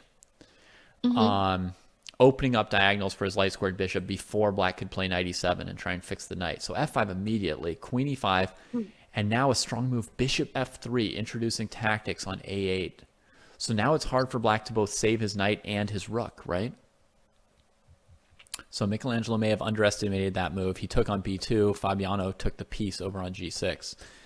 And that brings us to this position here. So yeah, which is not very exciting. We can just confirm that Fabiano is doing the Fabiano. Yeah, I mean, 7 out of 7. How insane, especially from that bishop endgame where his opponent just dropped the bishop. If you switch the players and the colors, I wouldn't say it's like so easy and guaranteed to win this kind of thing. But you know, and he has just won. But he's Fabiano. Black has 20 seconds, and I guess he's forcing a queen trade because the rook's hanging, and black doesn't want to make him prove the technique. But you know, in 10-minute chess, if Fabiano were the player with 2 pawns against a piece, you wouldn't assume that someone was going to be able to beat him. But since it was the other way around, but the other way around, you assumed it, and you were right. His opponent assumed it also and just resigned instead of playing it out. I think it's also out of respect and desperation, the two, a combination of the two. Yeah. Shout out to everyone on Chess.com and on Twitch. We are checking the chat, of course. I see many of the players who will be competing soon are appearing and joining are already us. Getting ready. So there's one more round in our session, in the early session of Super Saturday, and then Danny Ranch and Alexandra Botas will be taking over, commentating on the rest of the show. So David and I will just sit back and enjoy the stream. It looks, by the way, like Chengdu is having a really good round and starting to close the gap a little bit on St. Louis. 20 points versus 20.5. Maybe their games have just finished first, but I see that Yu Yangyi is still playing for them, so that could be a likely point for them. Let's see. He's black against Hjartarson, and he's got 3 pawns against a bishop, so it's pretty interesting. Might even be more interesting than Hikaru winning this endgame with 5 minutes against 6 minutes against 6 seconds here in this rook endgame. I mean, Hikaru's already like looking for mates here. Okay, he's looking at like, you know, rook h7, letting his opponent queen, right, to try and end it like that. Yeah, it's over. Check, check. Take the rook. Resigns. All right, so we're done with that. So let's watch this Yu Yangyi game. I mean, this should be pretty important. 6 out of 7 for Hikaru. That's also a massive score, but Fabi, he's on 7 out of 7. Yeah. So this should be an important game. I mean, Chengdu so close to St. Louis. It's all about who gets to win Super Saturday. That is the real prize. Cruel Yarrow is still playing. We haven't checked in on him yet. He's 6-0. Let's see how he's doing against the Ninja Turtles. 3 minutes against 11 seconds is a good sign. Knight on f5. He sacked 2 pawns, but his position looks strong. Can he play knight g7? Queen h3, queen f6? I was briefly looking at... Oh, he can also go rook c8. I saw it 1 second too soon. Well, I saw it before he played it, but before I could say it, he played it. And then queen d6 check forces the king somewhere where you can win the queen with a knight check. So this is over. All right. Sebenik resigned instead of showing it to us, so I'll just put it on the board for everybody. Queen d6 check. Wow. The king comes here. There's 2 different maiden ones, as well as winning the queen. So alternatively, the king goes here, knight e7, take that. So that's another 7 out of 7 for St. Louis. Now they're 1.5 points ahead of Chengdu. So back to Chengdu. Yu Yangyi. 2 of these players in the Archbishop's team doing the Caruana Amazing. Yu Yang just lost one of his 3 pawns, and there might be a queen trade. This could be the move that kills the panda's hopes at winning today. What? How did this happen? So okay, he plays rook f3. Oh, that was strong. That was strong, right? The queen can't get off the diagonal because it gets even worse. If you leave the diagonal, then things go from bad to worse. You get like double checked and mated and stuff. So the queen has to go to e5. Knight b5 gets the queen trade and the pawn. Oof. Now he's like begging for a draw. Begging. I don't think he's going to get it. I know he's Yu Yang, but I don't think he's even going to get it. Now his rook can't get to b1, but at least he kept that bishop passive, and he's got the idea of h3, h2 as a counterplay. Before playing b5, good technique. Hjartarson stops h3. I think it would have been an issue if he played b5, h3, b6, h2. That's not what you want to do when you're the one with an extra piece.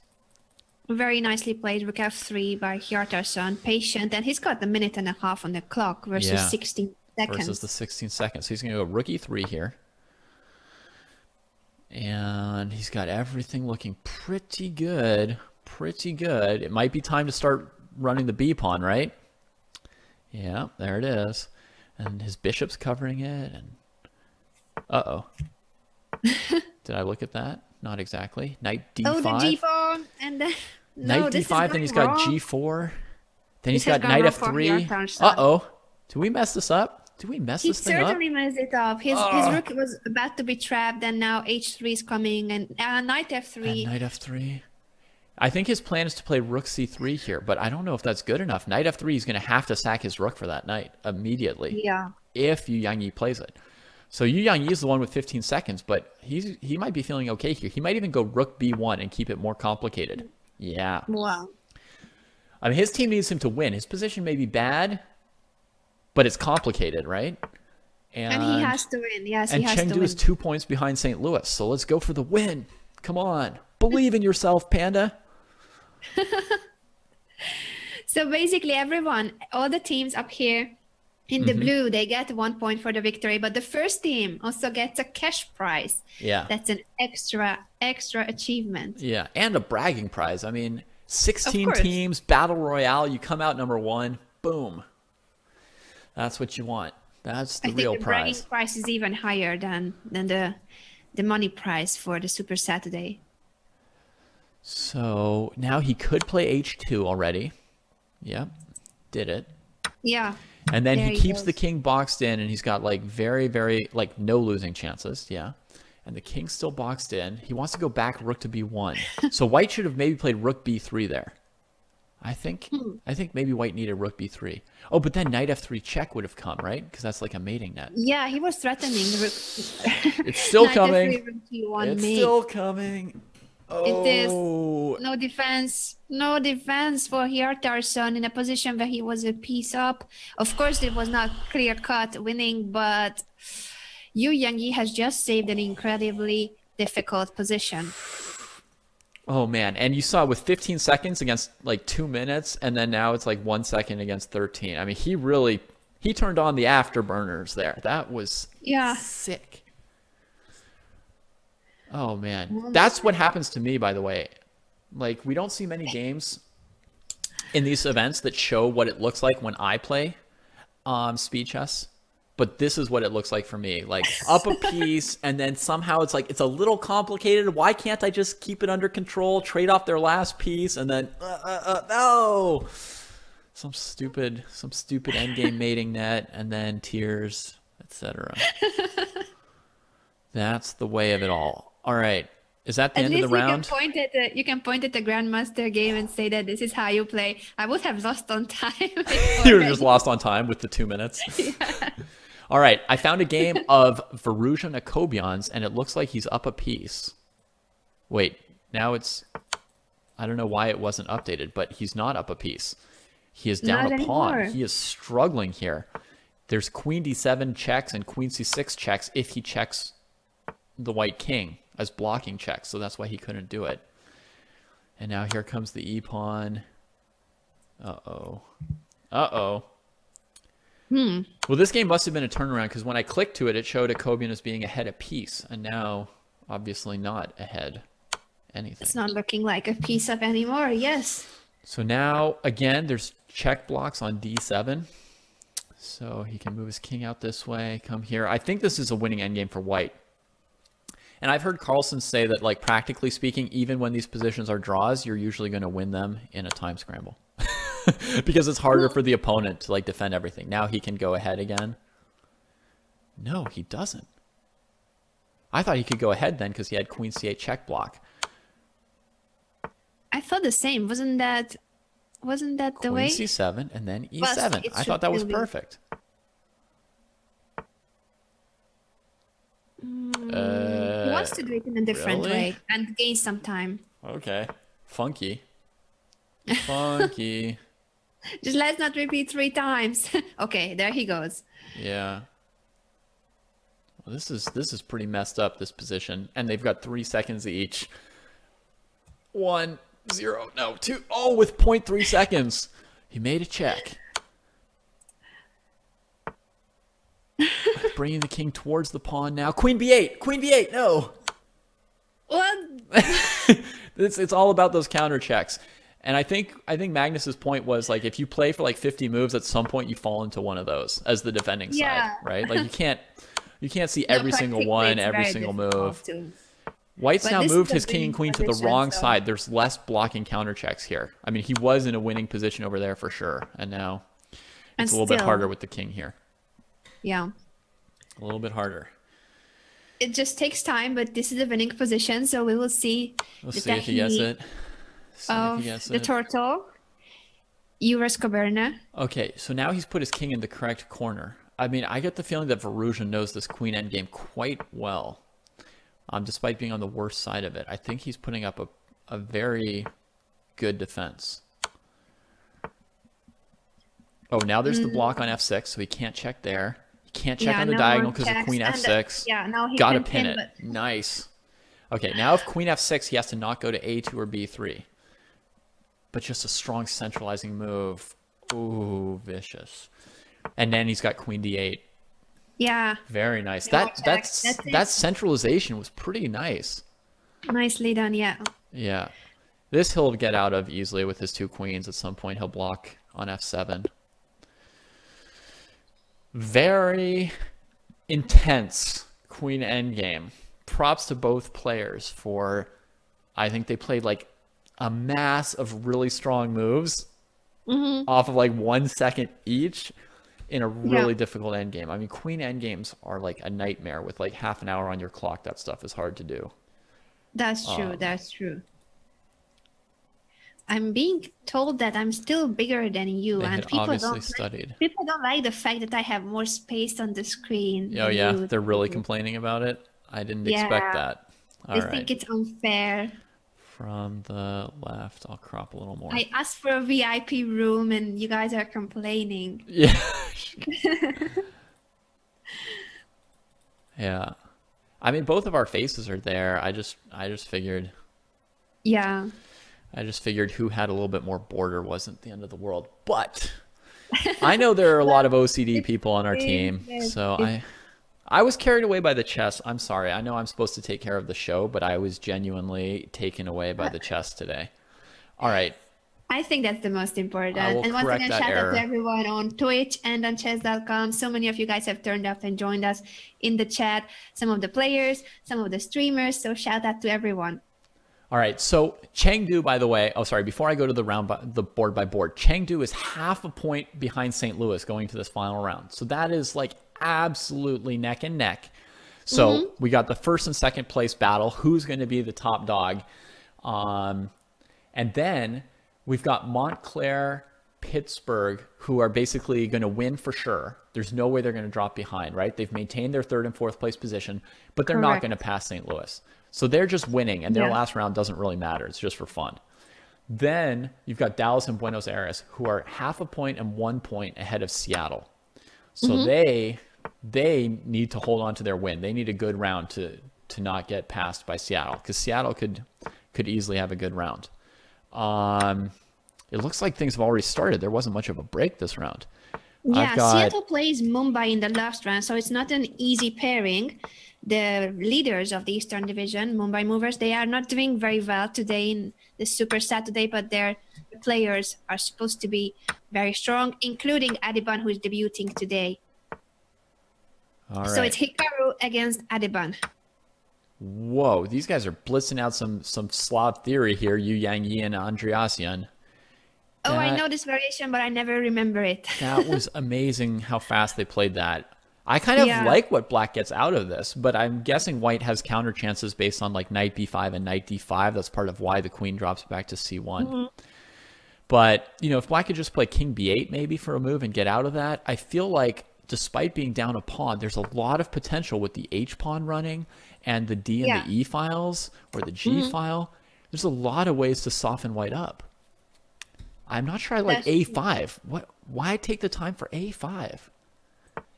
I think this is still theory, but my memory about recalling theoretical positions is never reliable. So okay. Well, Yu Yang Yi with 10 minutes also seems to think it's theory. I think you might have been right there. Yeah, Fabiano is like the main one I want to watch today, but the first couple moves of his games were slower than that one, so I was just watching a few moves of the Chess Pandas. Adiban? Because those two players are extremely creative and original. Oh yeah, they played a weird opening? Yeah. Sort of. It looks like Hikaru's still playing modern things. Yep, g6. Yeah. And then knight c6, a6. This is weird. It's like, is this a Rui Lopez or a modern defense or a Austrian attack? What? Very weird. It'll be interesting to see how this middle game develops. Do you have any positional instinct about whose opening looks good in this one? I would have said white's opening is more sound for the as far as it goes if you look at it for the first time. But now after c5, things are getting very, very concrete. So c5, if d takes, I'm certain he doesn't want to take back. So basically, he's offering a pawn now. Just to open up the diagonal of the bishop. What does he want to do exactly after d takes c5? That's funny. I didn't even look at d takes c5. I was just thinking like white needs to shut out the bishops. He's got to play d5. d5. But then he has achieved what he wanted. He also had another pawn to push to c6. To play c6 then, right. So I was already just assuming you have to play d5, and then I was calculating e6 and c6. But you're right. Adiban just took on c5. And Hikaru took back on c5. I thought that he just wanted to sacrifice that pawn to open up the diagonal. It's either a pawn sack or, you know, a sack of the pawn structure. And, you know, he'll still get to sack that pawn at some point later. That's true. Yeah. So actually, even if he loses that pawn, it's like he had it already foreseen that he has weakened the pawn. So Adiban was so scared of rook to b4 that he played a3 instead of starting to develop with bishop e3 and c5 and stuff. So he's really worried about keeping his e4 pawn alive, which makes sense. Because if you ever traded this e-pawn for one of black's other pawns, this bishop is just going to be unbearable. Yeah, too strong. So, yeah, I guess e4 is like the last defense here.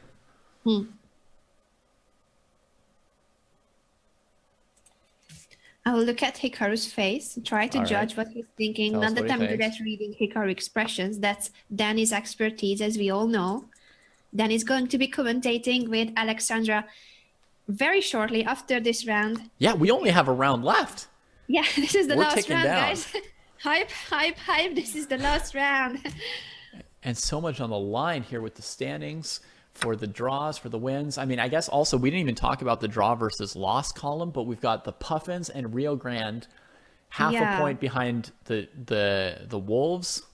The Wolves. Sorry, half a point behind the Turtles.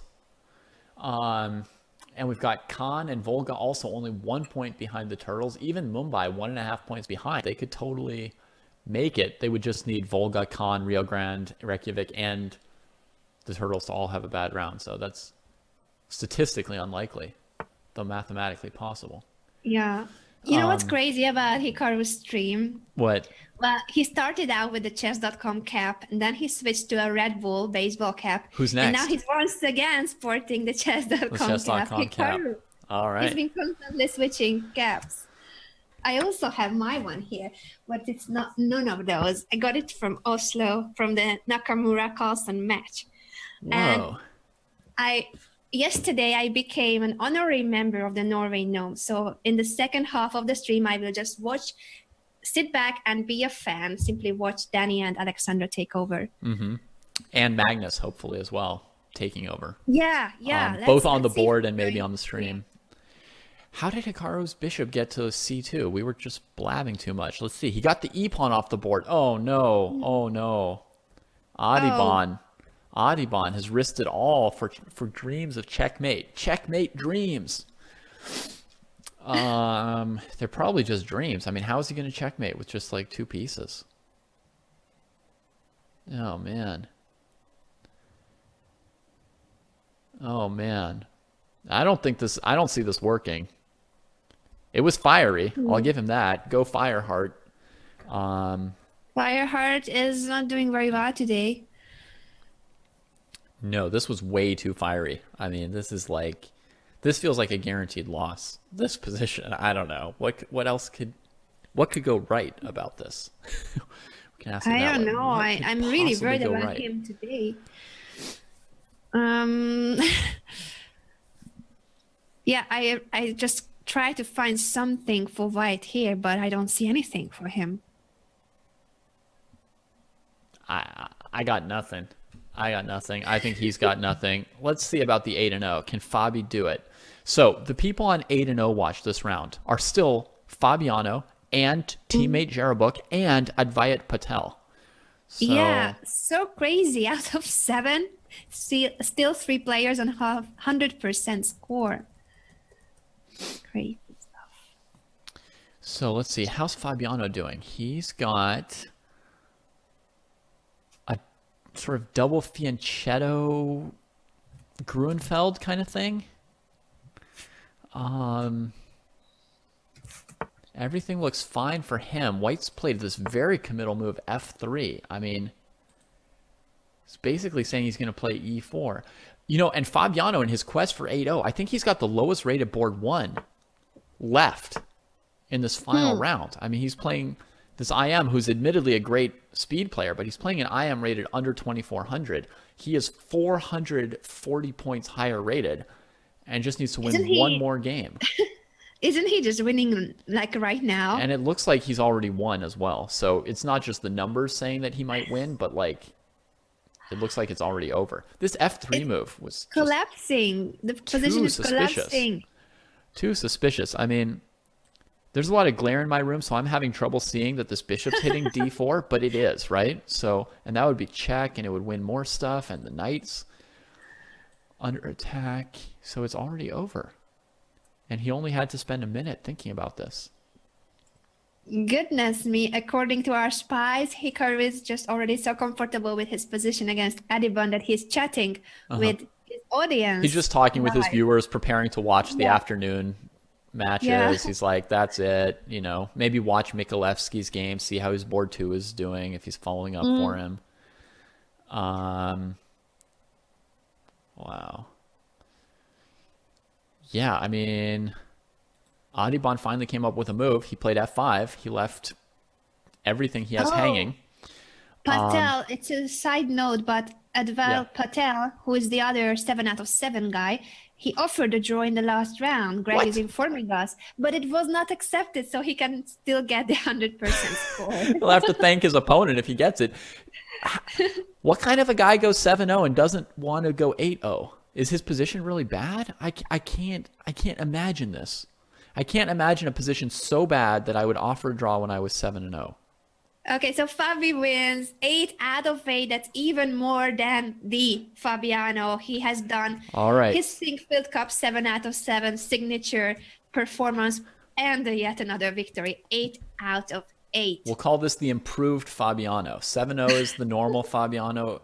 8-0 is the improved. So amazing knight stuff, b5, especially thinking of the check, bishop endgame. Takes this, check. And the thing is, I mean, this is just so dirty. Like, he was going to have bishop b5 at the end, too. Like,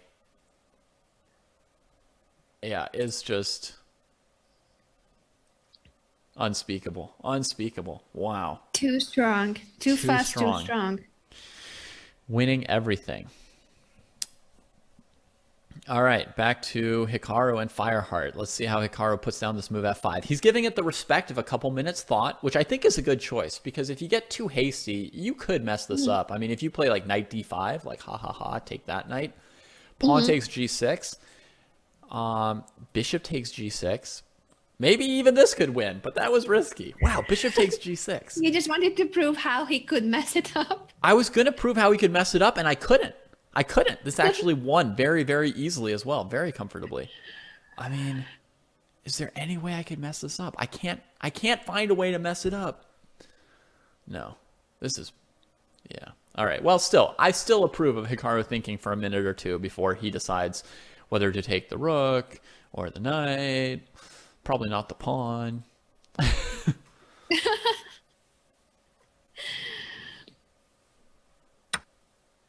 Okay, he's taking the rook. I'll check his facial expression. These last moments of the game. He's falling asleep. Falling asleep. He's got his eyes closed. Okay, he was calculating. He was calculating something? Okay. That was the moment before taking on b1. But that's very respectful.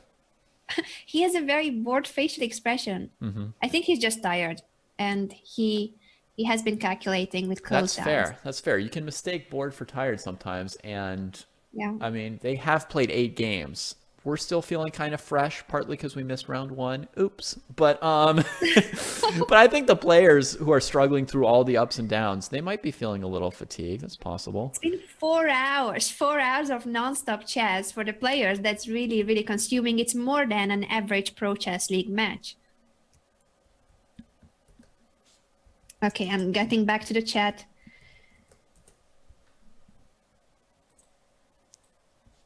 Ben is still with us, so you can still call me Ben, David, if you like to.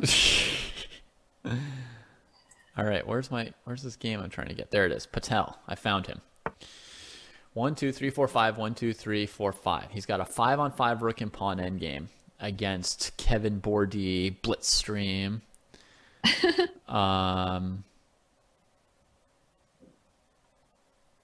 And my computer accidentally closed Hikaru's game, which is not our plan. So let's reopen that. Knight e6. Wait, what's happening?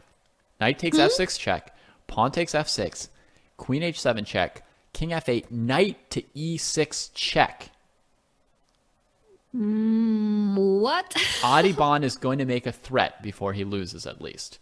So you scared me for a moment when you say that he's gonna make one more threat before he loses. He is going to make a threat. He's making a threat. Knight e6.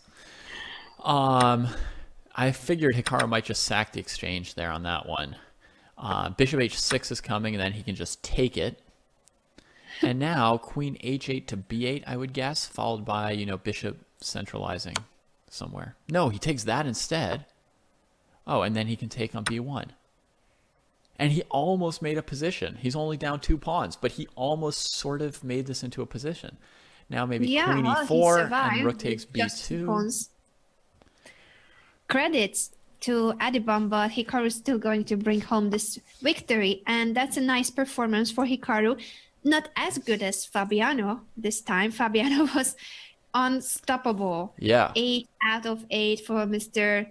Sinkfield Cup. And Patel agreed to a draw here against Blitzstream. Oh. So he finishes on 7.5 out of 8. Super impressive. How about Jerebuk? Super impressive. Cruel Yarrow is still playing. Let's look him up. I mean, Hikaru's queen a2 seems like a good move. Going to collect the queenside pawns. Let me just load up other games that might be of interest here. This is Tersahakian against Li Chao. Chengdu currently 1 point behind St. Louis, 23-22. So they're going to want Li Chao to somehow win this endgame. Doesn't look winnable for black, but we'll see.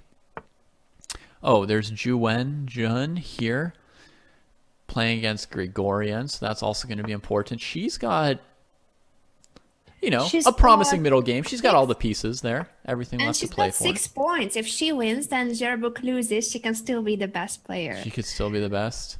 She's on my team. She's on your team. Got to get that point. I need her to win. I need her to win. All right. Where are you, Cruel Yarrow? I've got Mr. Jerebuk, and You found him? How's he doing? He's doing very well. I think he's also going for 8 out of 8. Yeah. Well done for Yaroslav. Is he white or black? Black, and he's got a pawn up, no, 2 pawns and a pair of bishops. Endgame. So it's looking very much winning for Yaroslav. He would need to blunder a piece to mess this up. 8 out of 8. That's a massive score for the Archbishops. 2 of their players going 8 out of 8. Caruana and Zverebuk. That explains why they are doing so well in the overall standings. Basically the perfect team today. Yes. Basically the perfect team. I found his position. It's as good as you said. Oof. Lovely. He's a little bit low on time, but that's all right. That's all right. Incredible stuff. Incredible stuff by the Archbishops. I'm not winning the fantasy chess. But it's okay. As long as I have more points than Greg Shahadi, I'm fine. That's good enough.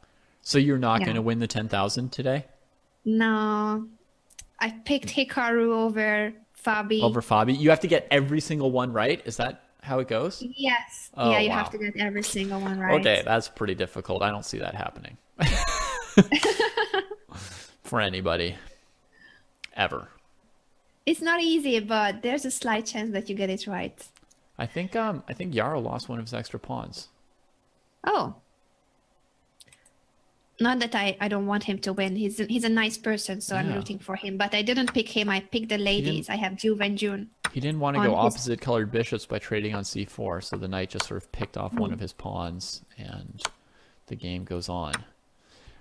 He's still got good winning chances, but it's not guaranteed. Other board ones, Yu Yangi is in trouble once again, and I doubt if he can escape from this one. He's basically losing the piece right now. Li Chao just drew his game, so that wasn't good for him.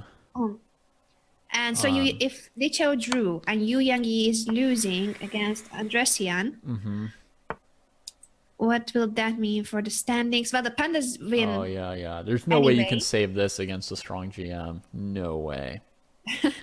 No, it's resignation. Oh. But that actually will give a lot of points for the Eagles. So they were in the draw zone, and they might make it to the blue. So it's the Eagles who definitely have a chance to catch up with Buenos Aires here. Oh, Seattle just nudged their way up into 6th place for a moment. But yeah, I think this pretty much decides the match for St. Louis. I mean, it says Chengdu is only half a point behind them. They do still have Zhu Wenjun playing, but I mean, losing on board 1, this is bad for them. It is. I guess it's not over. We'll see. Okay, so we'll see what's happening. But we know that Tersahakian drew with Li Chao this endgame here. So that one's gone. Zhu Wenjun, how's she doing? Oh, she has not made progress at all. She got the queens traded off without achieving anything. So she's not going to be super happy about this, is she? Oh, maybe she is. She's going after the queenside pawns? Are those awkward to defend? I see that Greg is informing me about his picks, and he indeed had Zverebuk on his team, and I think Fabi as well. So he's definitely doing better than I am. So he's feeling pretty good. All right, here I think Zhu Wenjun's doing all right at least. Look, she got that pawn on b6 safely. When Grigorian played bishop b4, he cut off his own idea of rook b8 to b2. So Zhu Wenjun grabs the moment to take the pawn on b6, and I think that Grigorian's considering trying to go for an endgame draw by trading off the rooks. Bishop takes c3, pawn takes c3, rook d1, trade, and he could draw this endgame for sure. Did he do it? He did it. Yeah, so he traps the rook here, gets bishop d1, so he's going to draw. Karen Grigorian is going to draw this game against Zhu Wenjun, so she'll get half a point more for your team. I guess not enough. But unfortunately, if she's not the top scorer, because Zverebuk it doesn't matter how much she gets. It doesn't matter. So it's no consolation. He also picked Hikaru, so it seems that Hikaru was a very popular choice for board 1, but it was Fabi who went 8 out of 8. So Hikaru's score of 7 out of 8, impressive, very impressive. But it was Fabiano who took all the massive wins, even in a bishop endgame where he was not winning and his opponent dropped the piece. Yeah. But still kudos, of course, to Fabi. That doesn't take away anything from the merit. 8 out of 8 is unbelievable. Yeah. All right, so Jarabuk seems to have been doing some work, and he's recovered his second extra pawn. So he's back to being ahead by 2 pawns. That's how he likes it. And I think his position looks very, very winnable right now with all these passed pawns. Very winnable. He could probably even trade his dark squared bishop for the knight and win the same colored bishop ending. He's close to being able to win the opposite colored bishop ending, so he's getting there. Will we see Mr. 8 out of 8 on the same team? I think it's happening. I think we're St. getting Louis 2 8-0s on the same team today. And yeah. right now, Chengdu is at 23. 23 to 23. Even with Chess Panda losing. Ju Wen-jun just agreed to her draw in this opposite colored bishop ending, as we expected. So it's 23 to 23, but Yarrow wins, and that's it. That's got to be the narrow Super Saturday win for the Archbishops. Okay. Yarrow hits 8 out of 8 officially, I'm being told. Coming out on top. They've still got a Kobian playing too. Let's see how he's doing. Fine. Maybe a draw? I guess a draw is not that fine, but in fact, he's worse, so he's hoping for a draw. That's not very good at all. No, that's not good at all. He's got 3 seconds, too. Man, these Stormbringers. These Stormbringers are pretty good, huh? For a team of all players rated under 2,400. They are good. They are in my division, and of course, I'm supporting all the Eastern Division teams. They are not doing very well today, but they are strong. They are strong. They've added Andraken this year, so often they've got a stronger lineup. But they made it to the playoffs last year with these under 2,400 lineups. Yes, and these guys are good, and they take a point off of Varusian. So the Pandas, who still has a good 5.5 out of 8, which means that the Archbishops will be winning. Yep. No matter what happens in this game. Yep, it's all over for that. So congratulations to the Archbishops. They move to 4-3 and keep their playoff run alive. They should have a good shot at getting into the playoffs. And let's see how this race is going between Armenia and Seattle for the last win, huh? So yeah, Mikalevsky, I found Mikalevsky here. Then we want some Armenian players. Oh, I think the Armenian players already finished playing, though. That's the problem for them. I think they already finished playing. Because they just posted a pretty good result against the Chengdu Pandas. That was the Armenians, right? Tersahakian, etc. So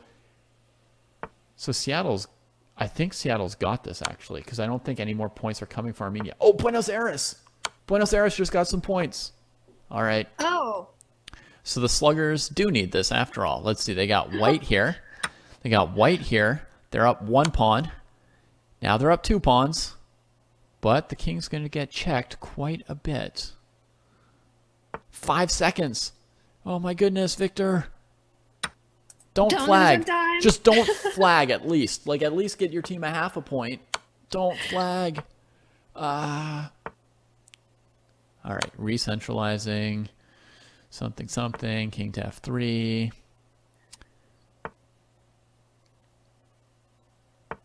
Yeah, the king's got to come up the board at some point, but there's queen d8, so we back up. It's not so easy. Respect that. Respect that. Okay, and he's not repeating. Yeah, king g7 was a good idea. That's a better square for the black king than g6 for sure. Okay, the Sluggers have 2 games still. They've got a second game going as well. All right. Greg is informing us. That's good. And only they may 4 need games it in total in the entire round. I don't get the feeling that Mikalevsky is going to convert this ending against Dopade. I mean, anything could happen. They've got 6 seconds each. He could flag. He could win. Could be a queen sack. Yeah. All right. I'll try to see the other game in the meantime and inform you.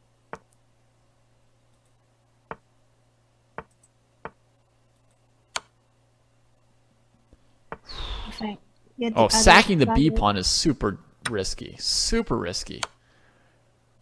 Super risky. He's going all out. I think it should still be a draw with correct play by everybody, but that's not a given. Black can take on g4. He can advance the b pawn. This is getting so risky.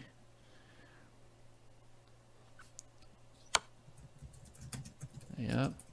Oh, that's a bad move. Oh no, the queen's defended by the pawn. Phew. I thought queen c1 for a second. Okay, b3. He's trying to get his king near this pawn here. Yeah, that makes sense. Check. Uh-oh. That pawn's super close. I guess you can play a7. And now queen g1 to h2 at the end. But white will have a draw, I think. Oh, man. He held it together, I guess. So if this is a draw, what does that mean for the standings? If this were a draw, then Seattle would go to 18. And it looks like the other board that we weren't watching just scored for Seattle. So they passed Buenos Aires already. So I guess that Hikaru and his sluggers got the 6th win here.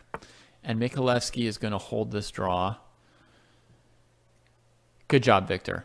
I mean, he took some risks only because he was trying to win it, right? It's not like he's so bad that he was going to lose a better position. He was taking risks because Black was holding with good defense. So he took some risks, and once it was no longer possible to win, he then, very reasonably switched to drawing it and managed to do so. So, I mean, that was overall very, very good by him. He took what risks he could to try and get the point, and then he held it together. So a good performance by him. Wow. Let's see the standings. Yeah. Okay. I mean that we of course see the wins, draws, and losses, but we could also once again bring up the player standings before Super Saturday, and what does this mean? This change, the win, the draw, or the loss? The wins and draws and losses. Sure. Before we do, one thing to notice here, in addition to St. Louis's victory, and Chengdu, the top team in the Pacific, getting a respectable second place, 1 point behind them, we have a total sweep by the Pacific and Eastern over what happened to my division? Or are we called Atlantic? Is it called the Atlantic? Do I keep calling it Eastern when it's Atlantic? Yeah, sorry. It's okay, because I always mess it up. So but it's Atlantic and Pacific. Sorry for my teams, because as I have told you guys, that you always see me commentating on the Eastern Division, so I'm obviously rooting for my teams. But they have not been doing very well today. Still, my hope is the Norway Gnomes. I'm an honorary member of the Gnomes since yesterday, when the captain of the Norway Gnomes, John Ludwig Hammer, named me as honorary member. I see. Are you on their roster or no? Just honorary? I'm an honorary gnome. Okay. I was born to be a gnome. Born to be a gnome. I thought you were born to be a moomin, but that didn't work out.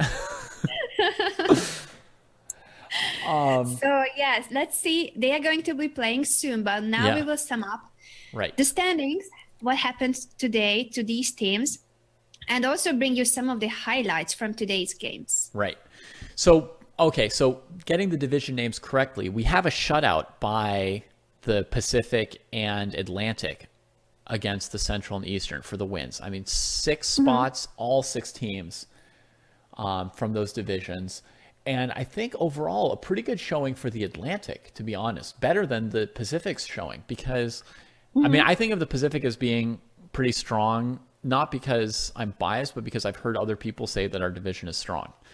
I've heard people say, oh, it's so tough in the Pacific division. And I think in the first Super Saturday, the Pacific played against the Atlantic and did defeat them pretty convincingly. But today, the Atlantic not only gets first place from St. Louis, but Montclair and Pittsburgh finishing 3rd and 4th ahead of Dallas and Seattle. That's quite a good showing. It is. For the Atlantic. In Pittsburgh, this seems to be a really strong series team. Montclair, we'll switch to the standings. That's what you're going to tell me, right? Yeah, sorry. I just wanted to ask if we could also bring it up so that it's easier to Yeah, you're right. understand. It was just a click away. I just needed to do what you wanted. All right, there it is. Thank you.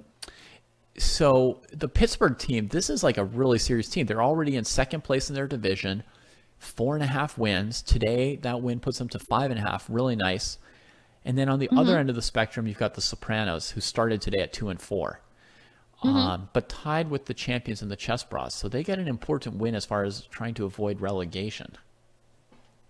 Yeah, and the Chess Bras are going to play very soon. Yeah. So that's coming up. That's why you don't see any points for the Chess Bras. Yeah. So the Chess what Bras and the about- champions, I mean, they're going to have been watching that. The last thing they wanted to see out of all the results today would have probably been the Sopranos winning. That's like the worst result for those two teams. So they're each like sweating it now. They want to get into the win column in this next event. Yeah, I guess no one expected the Sopranos to do very well, especially their board 4 going 7.5 out of 8. So shout out to the Montclair Sopranos. Right. Yeah, if I switch for a second to the point-by-point screen here, we can see that International Master Advait Patel, board 4 here for the Sopranos, did some seriously heavy lifting here, 7.5 out of 8.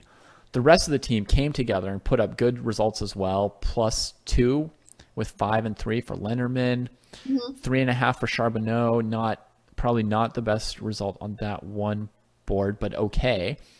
And then Bukowski, 5.5 on board 3. I mean, that's where they had their big rating advantage, I would think, is on board 3. Bukowski was quite a bit higher rated than some of the board 3s that he was facing. Yeah. So I think that, they got 5.5 there, and that was kind of like where they might have expected to gain a couple points. But Patel really put them over the top today. Yeah, it's incredible how some of these players have performed today above the expectations. So, that shows us the Atlantic Division. Let's go for the Pacific, and also if we can briefly look at the Eastern and Central. Even though for them it didn't change much, there's Armenia and because they didn't win many matches. You mean? And Ljubljana. I mean, it's just most of those teams are not getting a point at all. No points, so the standings stay the same. All right. Well, looking at the Pacific for a second, the Pandas have an expected strong score. In a sense, if all the Pacific teams win today, it's not going to change the standings very much for them. The main result today, I guess, is that Rio Grande lost, so they stay with 1.5 match wins, while the Sluggers won with 2.5. So the main difference is that the Sluggers get a whole match up on Rio Grande, and also about 4.5 extra tiebreak points. So that they need, because their tiebreak's lower than the Ospreys going into today. So they'll have 55 tiebreak points versus 54. That's pretty tight. If the Ospreys catch them, they'll probably have better match points and game points in the end. It's really tough. So Hikaru has done an excellent job today, 7 out of 8, but his team is still struggling to prevent relegation from the Pro Chess League. That's the red zone. Yeah. That's the red zone. So the Sluggers take a big step today. Hikaru had a good day. The team overall showed a stronger look today than in their previous matches. And you could see Hikaru not feeling as much pressure, not feeling as much like he had to carry the entire team once he had Mikuleski and Margvelashvili playing with him. Yeah. But other than that, no changes for the Pacific so far. I would say results mostly as expected for that division. So let's scroll up and see the teams that get half a point. I'm on the Central Division now. I think it's already updated the Pacific too. If you refresh the page, because Greg is super fast, so he already updated all these scores on the website of Pro Chess League. That's prochessleague.com. Gotcha. So looking up at the Central Division, the Migraines and the Snowballs did not play. Those are the top 2 teams in the Central. So they're going to play this afternoon along with Magnus against the Pacific and Atlantic Division. So I would say yes, you've got a good chance on your bet this afternoon. I think that could be your chance, because you've got the Migraines, the Snowballs, the Gnomes. Yeah, you've got some good teams. So we had the Con Blockbusters. Did they manage to get a half point today? No. They did not. Then we've got the Turtles. Did they get a half a point? They did. Yes, they scraped by. Half a point, by half a point margin, ahead of the Puffins. So they'll move up to 4 and 3. So they'll be tied with Con after today with better tie breaks. So today is a small win for the Turtles, basically, right? I mean, it was a tough day overall, outrated by the Pacific Atlantic divisions, but they eke out that draw and move a bit ahead of Khan in the standings as far as getting into the playoffs. Yeah, if Meanwhile, you just refresh the page, David, it will update the score, or you have it as a picture. Okay. Yeah, I did it. I just wasn't sure if it was an improvement to see the updated versus seeing like where people had moved. Oh, but, you prefer to? Oh, sorry. I wasn't sure which we I wanted messed to up highlight. your system. No. I messed up your system. So, well, there we see it. The Turtles move up. They've got a substantial tiebreak advantage of like 10 points over Khan. And overall, their tiebreaks are insane. Wait, why are the Turtles' tiebreaks so insane? That's impossible. 75 points? What? How can they have like 20 points more than Stockholm? Oh, because Stockholm and Marseille haven't played Super Saturday yet. Yeah. And Super Saturday is way more games than a normal match. That Okay. makes sense. Whew. That makes a lot of sense. I'm like, how is that possible? Okay. So then the Puffins also were in the losing column today. And yeah. And they are still, unfortunately for the Puffins. Wait, so Marseille did play today? Yeah. I didn't even realize they played. Well, that's Because miserable. they didn't have MVL today, so that's why we didn't. But De Greve, the Grandmaster who had the Bishop endgame against Fabi, that was the Migraines team. So their team was led by De Greve today. He was their board 1. And they had the wrong Bacro on board 2, Alexander instead of Etienne. And then... That's Etienne's son, yes. And then Remy on board. So, oh man, when the commentator doesn't know that your team is playing today, it means either the commentator's really bad at his job or your team's having a really bad day. And David, you just jumped in. You didn't even know that you would be commentating today. I can count their you points. literally woke up David. I can count their points on one hand, Anna. And they played 8 rounds. Oh. Yeah. Oh, the sadness. Oh, the sadness. Oh. Okay, let's move on. So, you got the glowing hand. I like that. It's pretty weird, huh? So, that was a trick that Michael Jackson always used to do. Also, he'd have like a spotlight where he could just have his hand with that white glove. Anyway. Oh. So the Snowballs, I would say, have a very good chance today to move ahead of the Migraines into Seoul first place instead of this kind of tie that they're in. Yeah. And now if I switch over to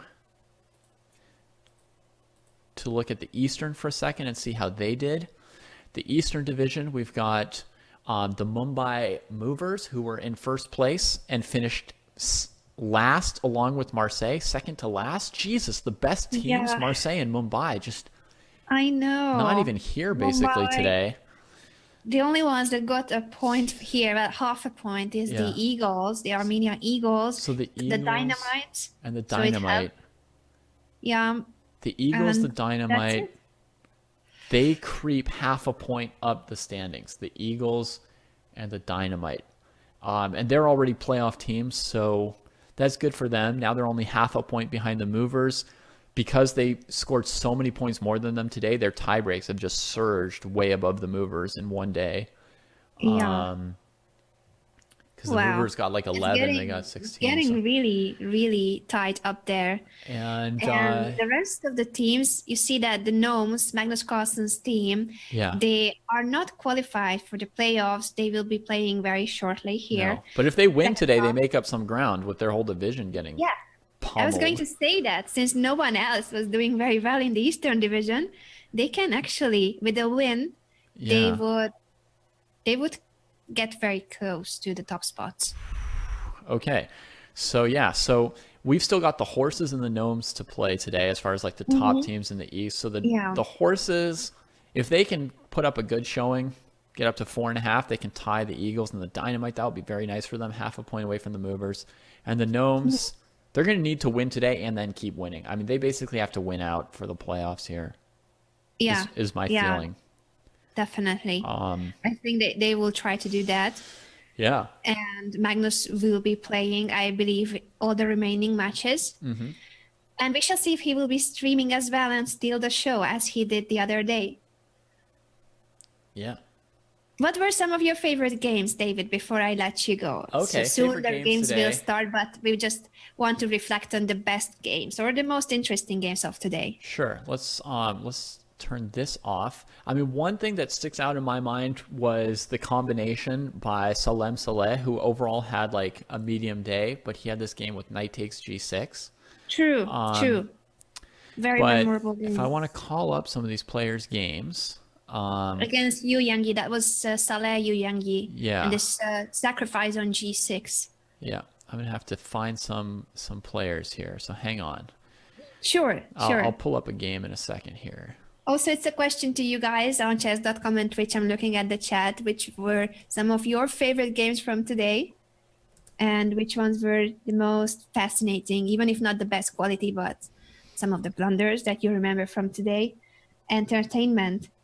Magnus Carlsen is going to play very shortly, so don't go anywhere because the next part of Super Saturday, the late session of Super Saturday, is starting very, very shortly. Don't go anywhere. All right, I found Salem, and I'm gonna pull up one of his games. Oh, he beat. It looks like he beat a wonder in the last round. Oh, That's big. oh, we did not see that. We were didn't see following that. Fabi and Hikaru. 8 minutes still till the round begins, so don't be impatient, guys, on Twitch and chess.com. I see that you want to see the world champion already, but still 8 minutes to go. All right, 8 minutes to go. I'm going to set up a board here so we can see one of these games. PGN, paste it. There it is. And I'm going to try and invite you over to see it. Let's see.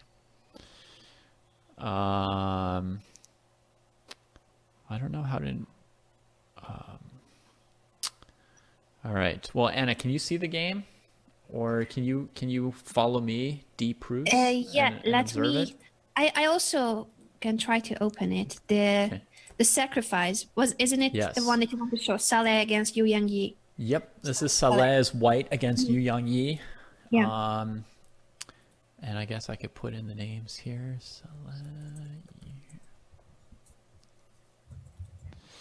And it starts off. You think that this was the best game of the day? It was one of the best? it was one of the games that really like stood out in my mind. I didn't see the whole opening phase, but as far as like just single combinations we saw, it really stood out in my mind how violent this one was. So let's see. It starts off this kind of quiet Petrov, and then somehow he maneuvers both knights to the 5th rank. And Yu Yangyi starts making some little concessions with his pawns to deal with that. Okay, they each go for f3, f6, and it messes up the pawn structure, and now there's some weakness on the e file here. So I would say now white has an advantage, probably. Still not clear how to really use it. Yeah, knight e5 is good. He avoids the queen trade. Still not clear how much white has. Yeah. G4. So that's a big threat here, I guess, that he allowed queen takes g5. So what should he be doing? I mean, I don't really want to play h6 and weaken the g6 square. And if he doesn't play rook ae8, what's he supposed to do to defend this pawn against g4 coming from white? If you play knight e6, there's usually going to be a simple move like knight takes c6. So he can't support that yet. So I guess the other move would be some kind of h6. Which is worrisome, but I guess you could play it. I wonder if white would go for g4 or just knight g3 in that case. I mean, white's got some pressure, but it's not overwhelming just yet. I mean, maybe you should just defend the pawn. I mean, it's a weakening, but it's better than losing your pawn structure usually is to weaken it a little bit rather than just getting it captured by queen takes g5. I agree. And so white comes back and defends d4, and he's up a pawn. It's a little weakness on the f file, but still with knights on great squares, doubled rooks on the e file. He was David, I need to totally in control. interrupt you. I need to interrupt you because Hikaru has joined us in the chat, and he is informing us that he believes that his game is even better. His game against Salem was better than this one. Thank you, Hikaru, and we enjoyed a lot your stream. We were Fair enough, tuning Hikaru. in. But let's we love the caps. I only have a Norwegian cap now from the match that you played against Magnus. Let's test you real quick, Hikaru. Before we turn to your much better game, which I will gladly do. But what move did Salem play here against Yu Yang Yi? Or what move would you play here if you were playing this game instead of your game? And while he answers that, I'm going to go look for his game. I should only have about 3 seconds before he solves this. One very quickly if Hikaru is still with us. Yeah. All right. Let's find him against Hikaru. Knight takes g6, of course. Yeah. That's all that took. And there's Hikaru, I've got news for you. You're right. You're correct. You got it.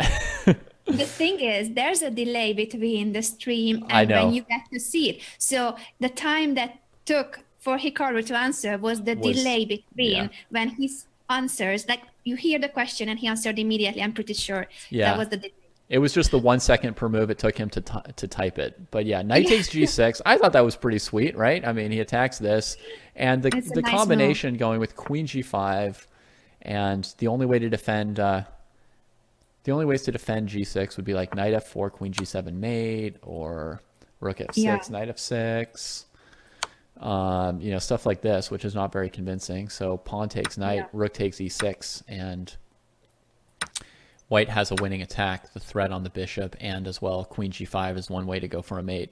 So it was very nice. I think we should quickly look at Hikaru's game as well, because we will be shortly...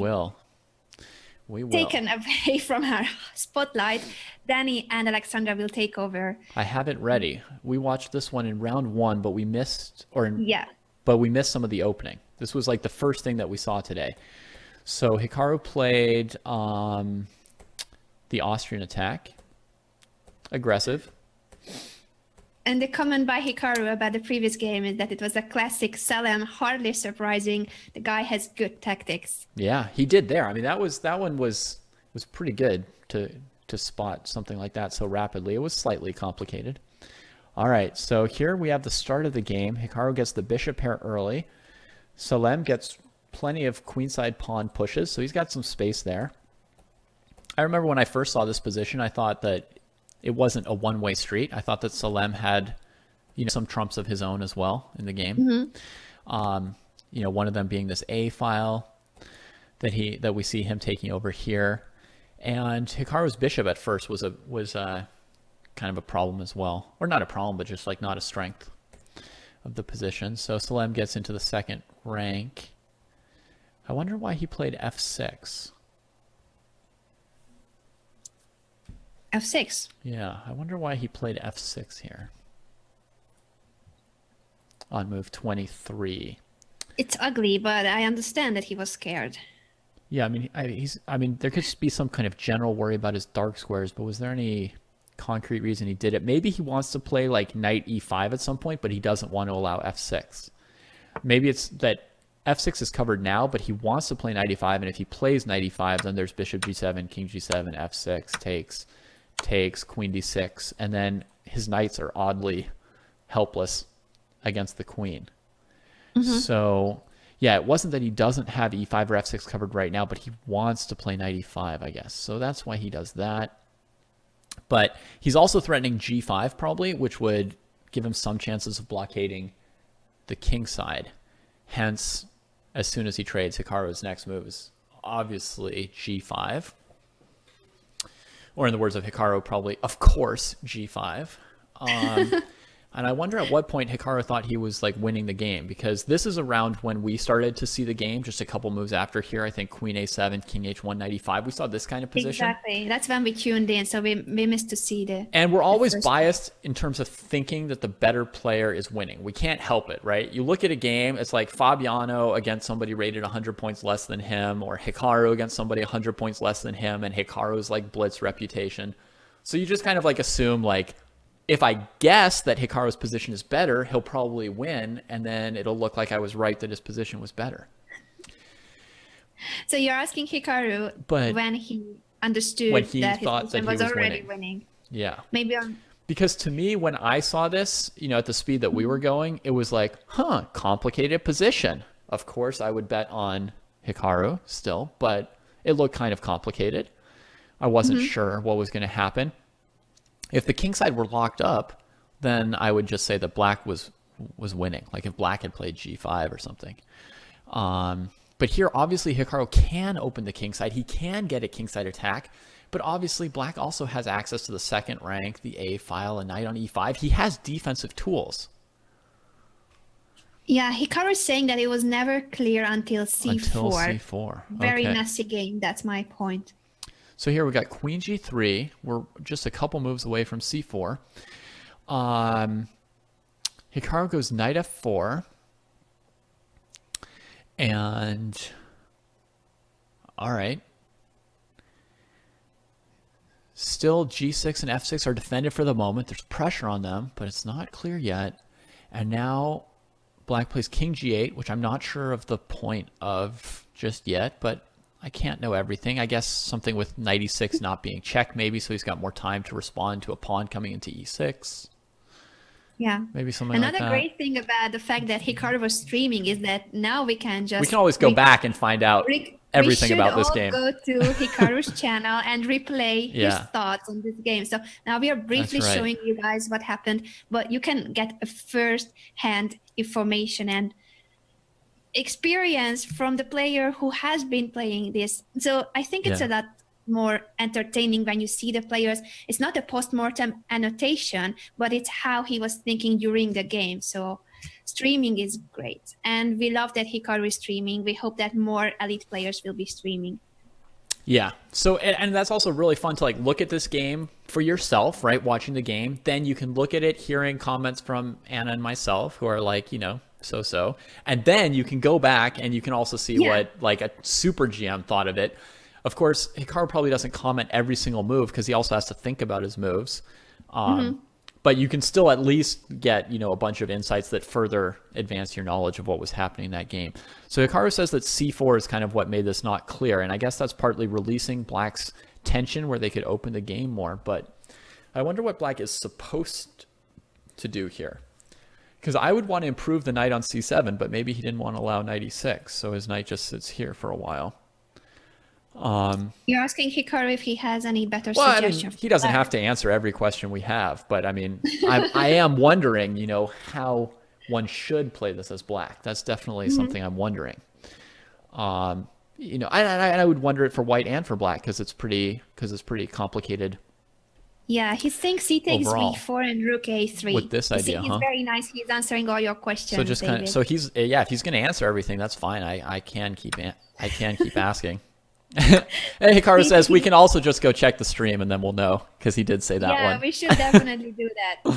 Everyone, go to Hikaru's channel. Super. Follow Hikaru's channel, subscribe because he's streaming quite often. Yeah. And we hope that he will stream his next Pro Chess League matches as well. Magnus started in the meantime his first game with 1b4. All right. Are you serious? 1b4?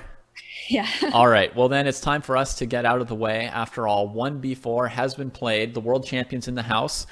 And we're going to let... I think we are still hanging out here. We have time to finish the game because I'm not seeing... No, we're gonna let Danny and Alexandra take over now and look at this extremely weird, extremely weird Magnus start with b4 and the doubled pawn on d3. What is going on? Someone else will have to tell us.